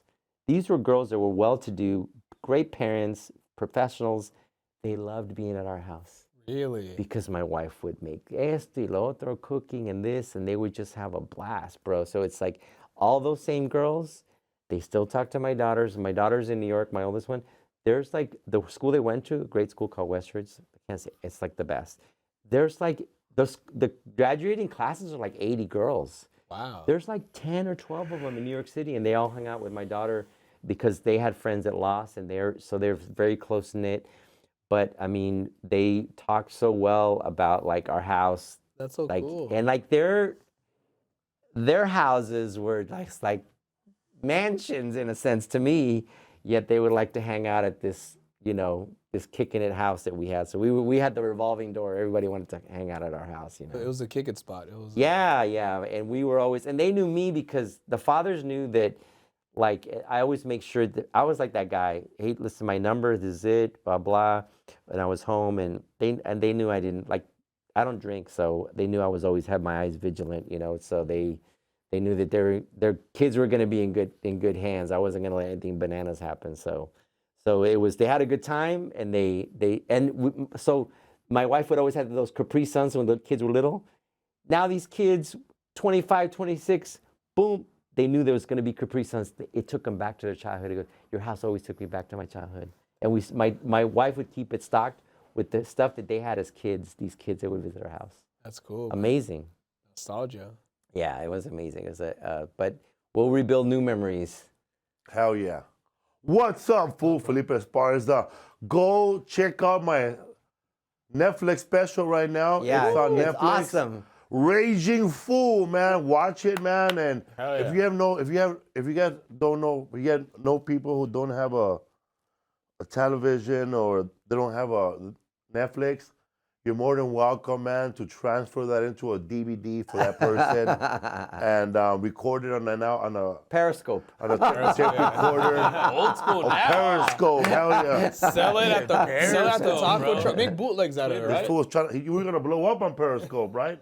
It And was podcast radio. Yeah, that one thing back. I then. remember there was a big fight, and it was Vine, bro. on Periscope. I go, this is Vine, ridiculous. Insta Radio, that was the one. So I want to thank you guys because I don't want the show man. to. I want to thank you guys for dude. coming on, Thank you for and coming on, bro. and I'm gonna try to. I'm really not saying it. I'm going to really put content and things that Hell I'm yeah, doing, and man. it's just Carlos Oscar Comedy at Instagram, and if you don't follow me, go. You don't follow me. I'm gonna put stuff. I promise.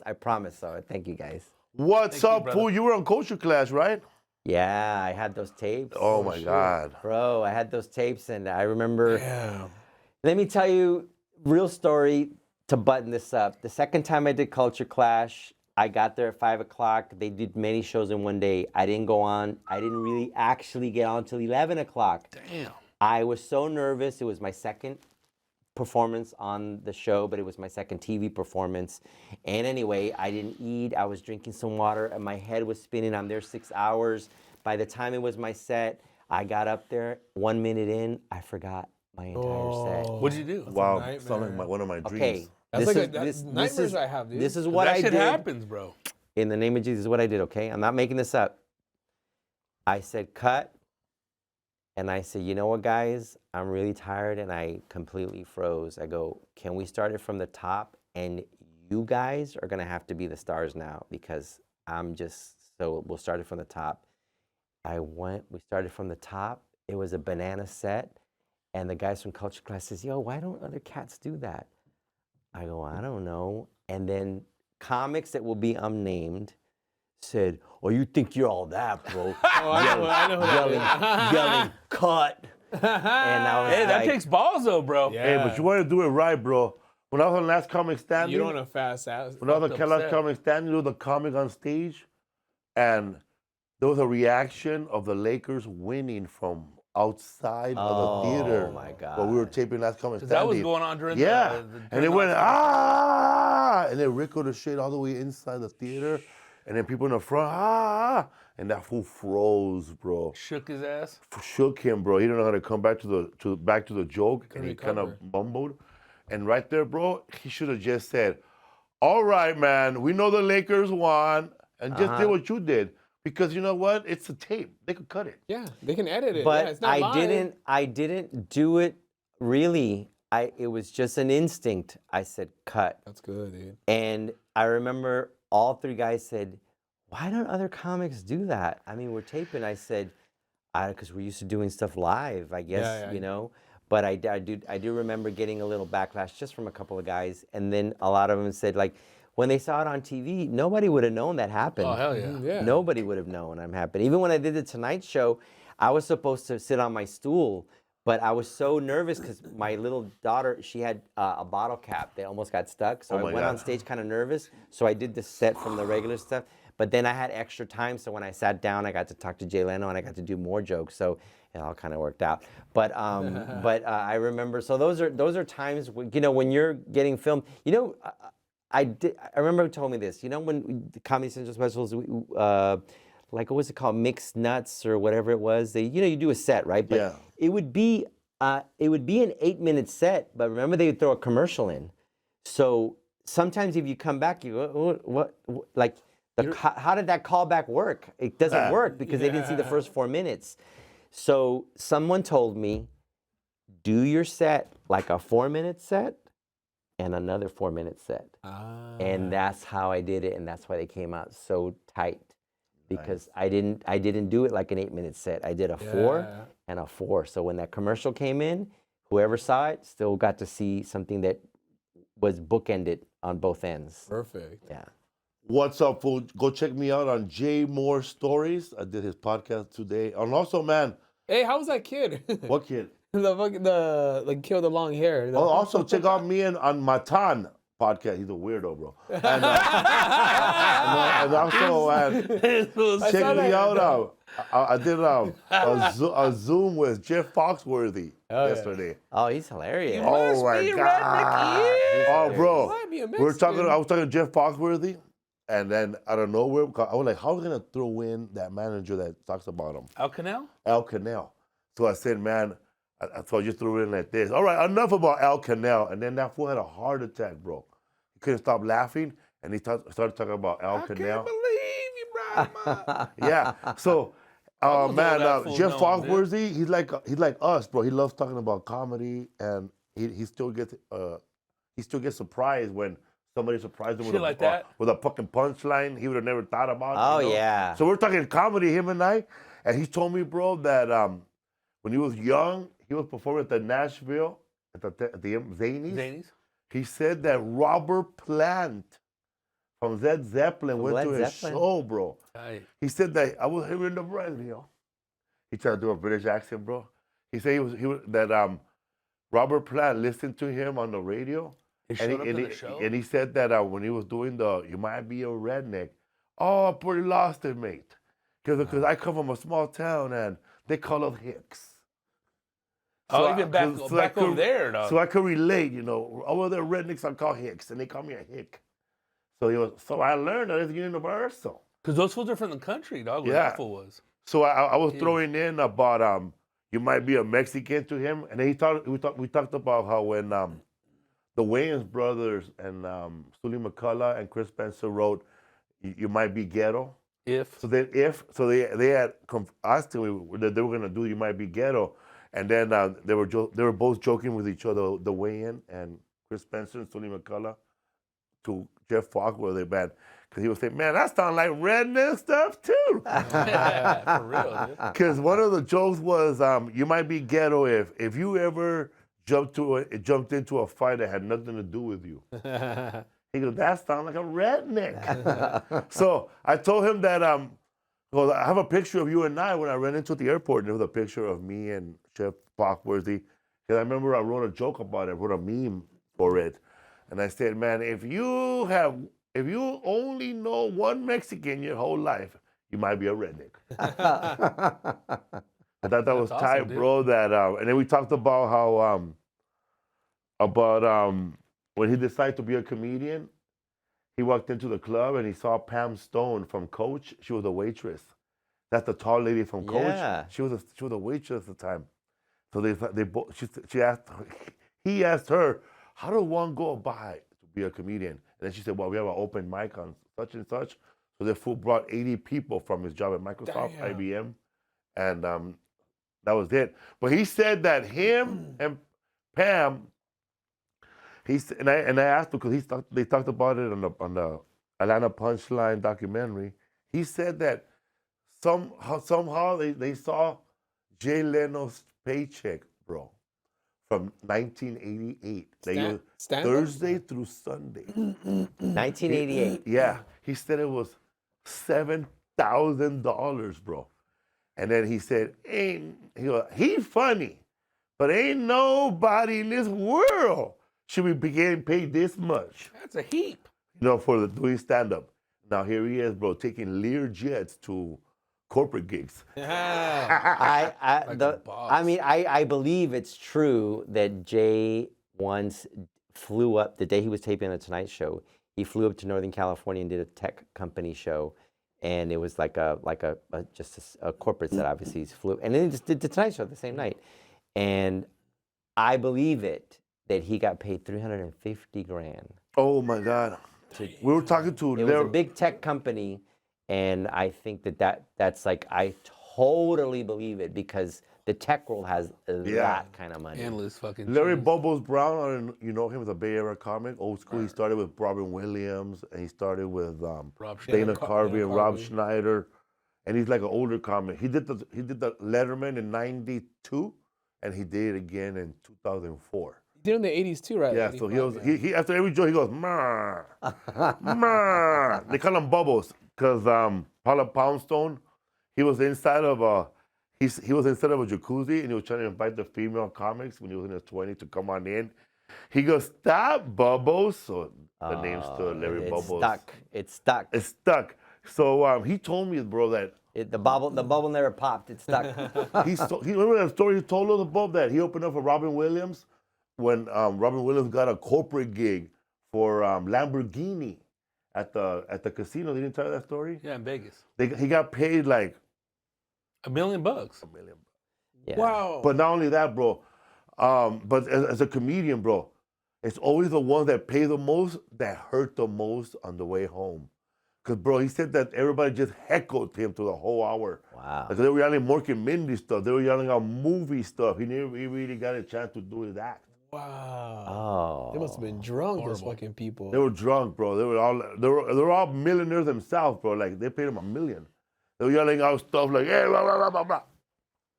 Yeah, it's almost like they don't appreciate it. They have so much. They just wrote it off. You're not our comic. You're a clown for the night. You know, that's not really. Yeah. I've heard of that happening where somebody will get, like you just said, that they'll get this amazing amount of money and there was like no attention span there. You're here. I sometimes, bro, when I'm feel uncomfortable, and I remember doing a gig like that, and it was for Toyota. I had to do 3 shows, and they were all clean. I think. Remember, bro? With Gilbert Escobar. You hooked it up, right? Yeah. And I felt like telling them, man, I felt like throwing into my bits. I can't believe these people won't give you a raise, but they'll give you this amount of money to clown him. The people that they were getting awards, and the Spanish heckles I was hearing were funnier than the things I was saying before the show, bro. Because there was a guy, remember that guy, bro, that he got the award? His last name was Becerra, and they gave him an award for being on time and all that. And some paisa in the band, no, pues Pichi primo de besarrón. Theo was probably working there at the Oh, yeah. This wasn't even Monte, I remember. It was like off the Longo 10. Toyota. huh? Yeah. Wow. I've off done the shows 60. where to do it in Spanish, but I always tell them I need a heads up because a lot of words in Spanish are double entendre, and you might say something that'll offend this group of Latinos, but not this group of Latinos.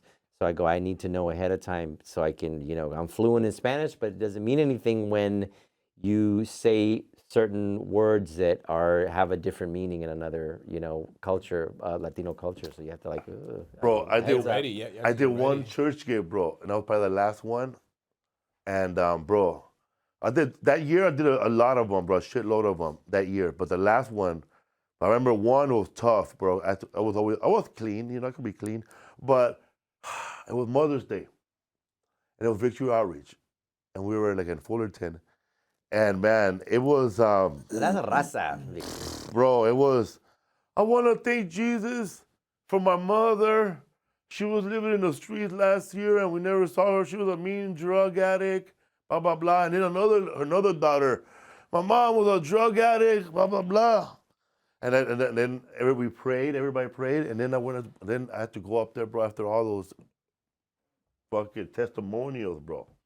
And I went, wow, man, I thought this was Mother's Day, man. They're just blaming you for everything, man. I mean, man, their life went to hell because of everything you did, man. And it was, wow, is this Mother's Day or your roast? Nobody, bro, nobody. Nobody laughed. But I I know I got them back, but the last one was the worst one, bro, because I had a great set.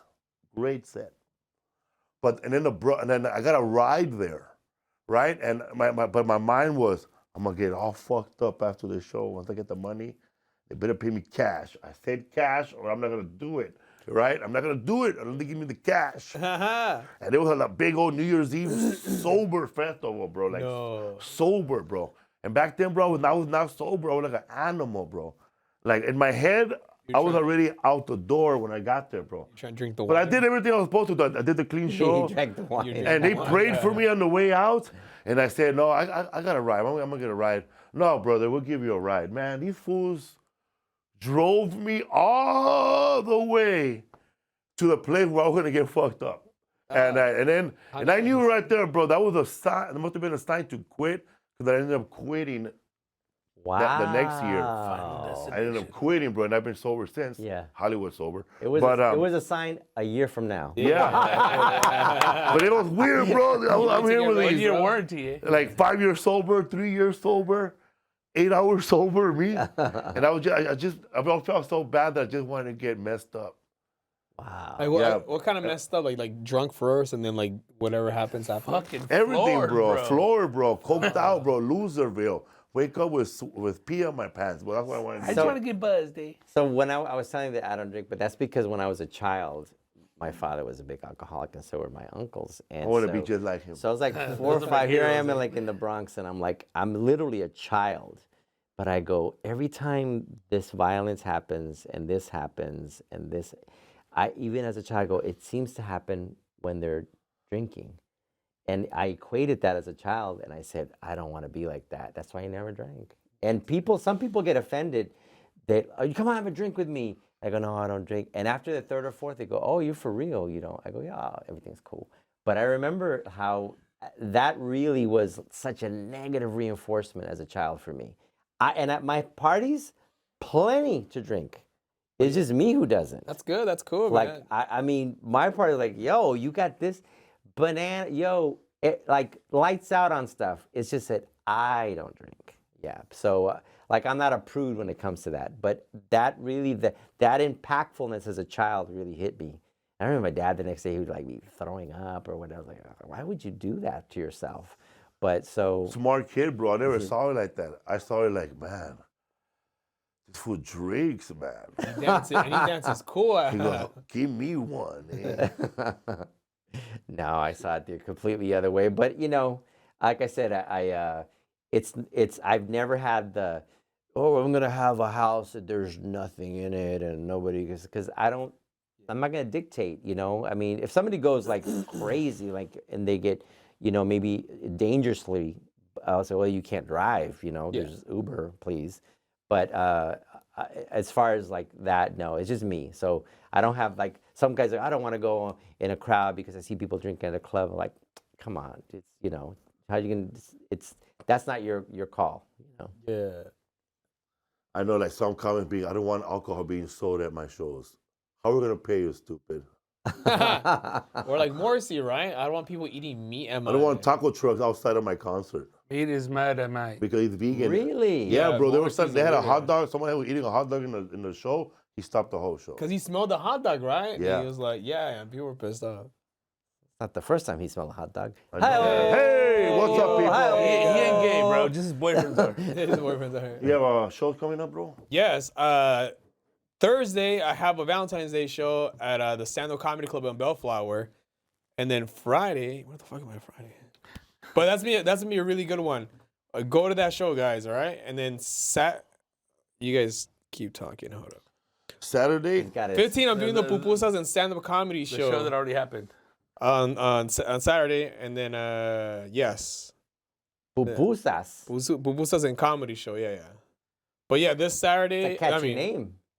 Catchy. Yeah, Pupusas and comedy, and then the 13th Stand-Up Comedy Club in Bellflower, Valentine's Day show. So go to that one, guys. March 25th, I'm gonna be at the Catalina Jazz Club. Hell And yeah. March 19th, I'm gonna be at the Eddie F show at the Comedy Store. Go check that out.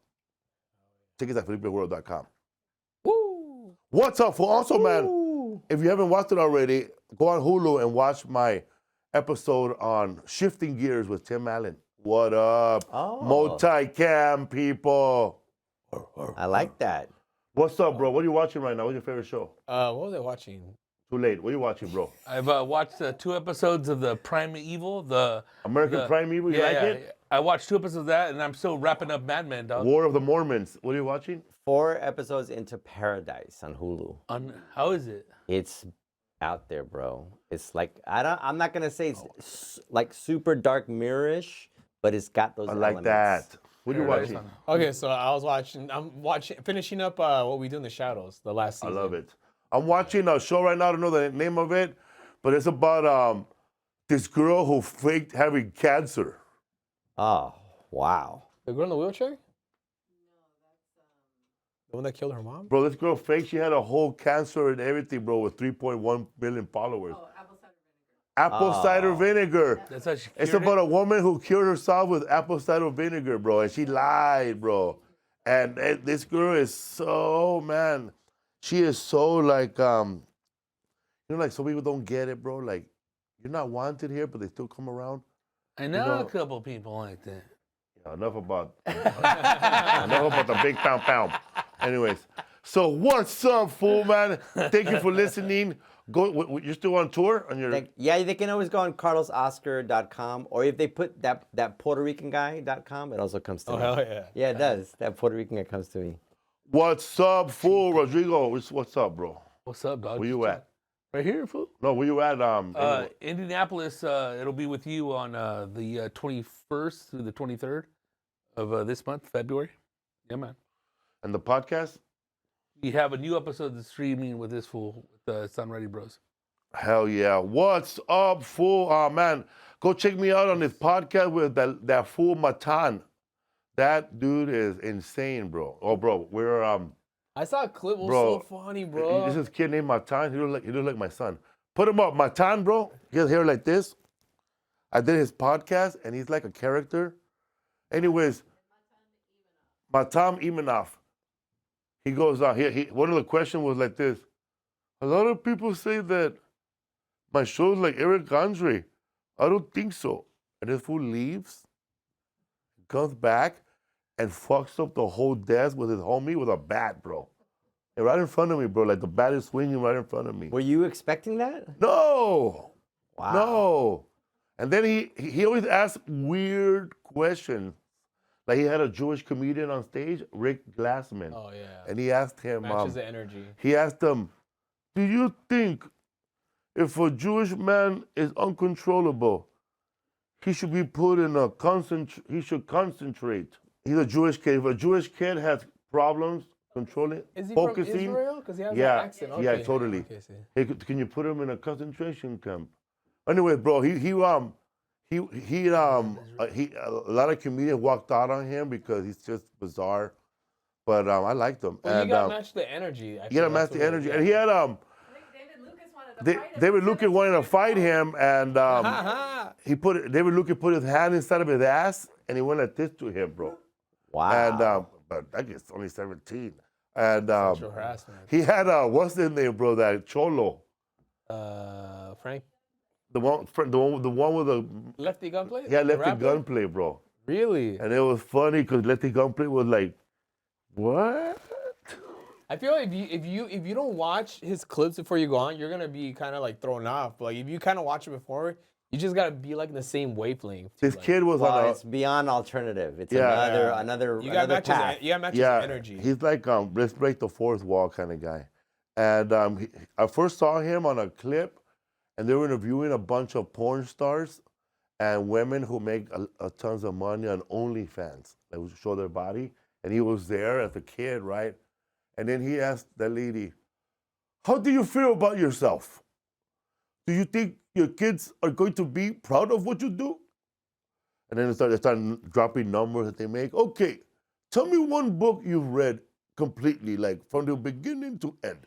I know this. He's a young kid. That kid, yeah, I did his He's a very young kid. He's smart. I did his podcast. Like he was trying to make the Yes. girls feel bad, right? Oh, he made those girls cry. Oh, bro. yeah. Has his views changed the older he's gotten? No, bro, he's still the same. He is kind of a gotcha guy. Yeah. And he really, yes, he does have an appeal that's because it's for a young guy to say some of the things he says. It's like, you know, I think I remember that clip. He said, "Name the book or name the something," and they had no idea. Then that girl named a book. That is not a book. That's a movie. Yeah. 7 Days War. Yeah. Oh man, I'm gonna say something right now about him. Matan? Yeah, about Matan Matan. and his book and the. Like, because it looks like very like ghetto where you guys filmed it at. Is like exactly like in a little campana, a little. The room like this, bro. Oh, but they just make it with the sheets look kind of ghetto. Yeah, and sometimes he has a guy just sticking his head out through the curtain. There's a guy in the curtain over there. Oh, there's a kid. Now I know who he is. Yeah, then it's crazy show, bro. It's He's crazy show. I guess off the wall is putting it He mildly. came out of nowhere, this kid, bro. He did. Out of nowhere, and he's killing it. Yeah, I remember just watching the clips like a long time ago, and like little by little, I think the weirdness and the awkwardness is what. Well, I think what like. got me is that he just looked like he was just a teenager saying these, kind of like really harsh truths, and harsh moments. Like when he told these gals that, it's like I was blown away. This is a kid talking like that? Yeah, exactly. Like other kids would be like, "Show me the OnlyFans," What's up, fool? Thank you very much for Carlos Oscar for doing our podcast. Sorry you lost your home. Hopefully your next home We'll be you back. bring a lot of good memories on them. Rebuild, and you guys are all invited to the big party. Might take a little while, but it's gonna happen. Hell yeah, bro. Also, man, I don't know. I shared this video the other day, and I'm sorry I didn't know the content of it. I should have never shared it, but it's too late now to take it back. They were arresting this young guy from Mexico, and then the cop punched him 2 times in the back of his ribs, and then he did a karate chop, and they wrote, "That's cool, man. The cops are Salvador too." But what I found out was that kid is an influencer in Mexico with 3.3 million followers, and this kid has caused. He's like Logan Paul, like doing wild shit in Mexico. Like this guy stopped a whole freeway by bringing all his exotic cars, like his limousine, his Lambo, all his badass cars. He parked them all in the freeway, and he stopped traffic for a whole hour. It got so bad that this guy had to make a video and apologize to the local cartel of that neighborhood because he really disrupted consumer business from flowing from both sides, legal and illegal. So they told that fool to calm the fuck down. He's gonna be dead So soon. he didn't do this, right? So this guy goes on, makes a wild video where he gets into a fight with an old lady and kills her, bro. Yeah, I saw that. killed her. Isn't he facing like 30 or 40 years or something like that? No, Mexico doesn't have a life sentence. No, they get a full 17 to 20. Yeah. They don't have a death sentence. Death penalty. What the? That? But he kind of beat the living shit out But of he him. did a lot of bad shit on the way to go to prison before he did all this, Well, I think right? it was like his family was over there lobbying for him and all that, but it didn't work. He's It worked to a point. Supposedly this guy has, well, I don't know how true this is, but they say that he's friends with all of Carlos Slim's kids and all that. They go way back. Those are rich kids. So probably from Monterrey, Mexico, where all those kids have like. His name is Yo-Yo something, right? Or Coco? But that's crazy. Did you know the story about the old lady? No, I seen the beating of it and that he's getting persecuted for that shit. He beat her, huh? And beat her to death. Why? He didn't beat her to death. He just like beat the living shit out of her. There's video of it. Because they started arguing, right, or something? I don't know what the context was with her, but she left her all bleeding, and like really fucked Let him up. rot in jail, dude. Oh, he's not gonna make it day 2 in prison, huh? We're gonna have to see. That's crazy, man. They're gonna like horrible. beat out Let's that leave on that Vietnam, note. bro. Eh? Yeah, let's leave on an even sadder note. Yeah, Saturday note, eh? Yeah, dude. What's up, fool? Moral of the story is, don't be an influencer in Mexico. Yeah, Let it go. Thank you very much, Carlos Oscar. What's Thank you, Carlos? guys. Thank What's your you. Instagram again? Carlos Oscar Comedy, Instagram. Thank Hell you. yeah. Woo! Get it.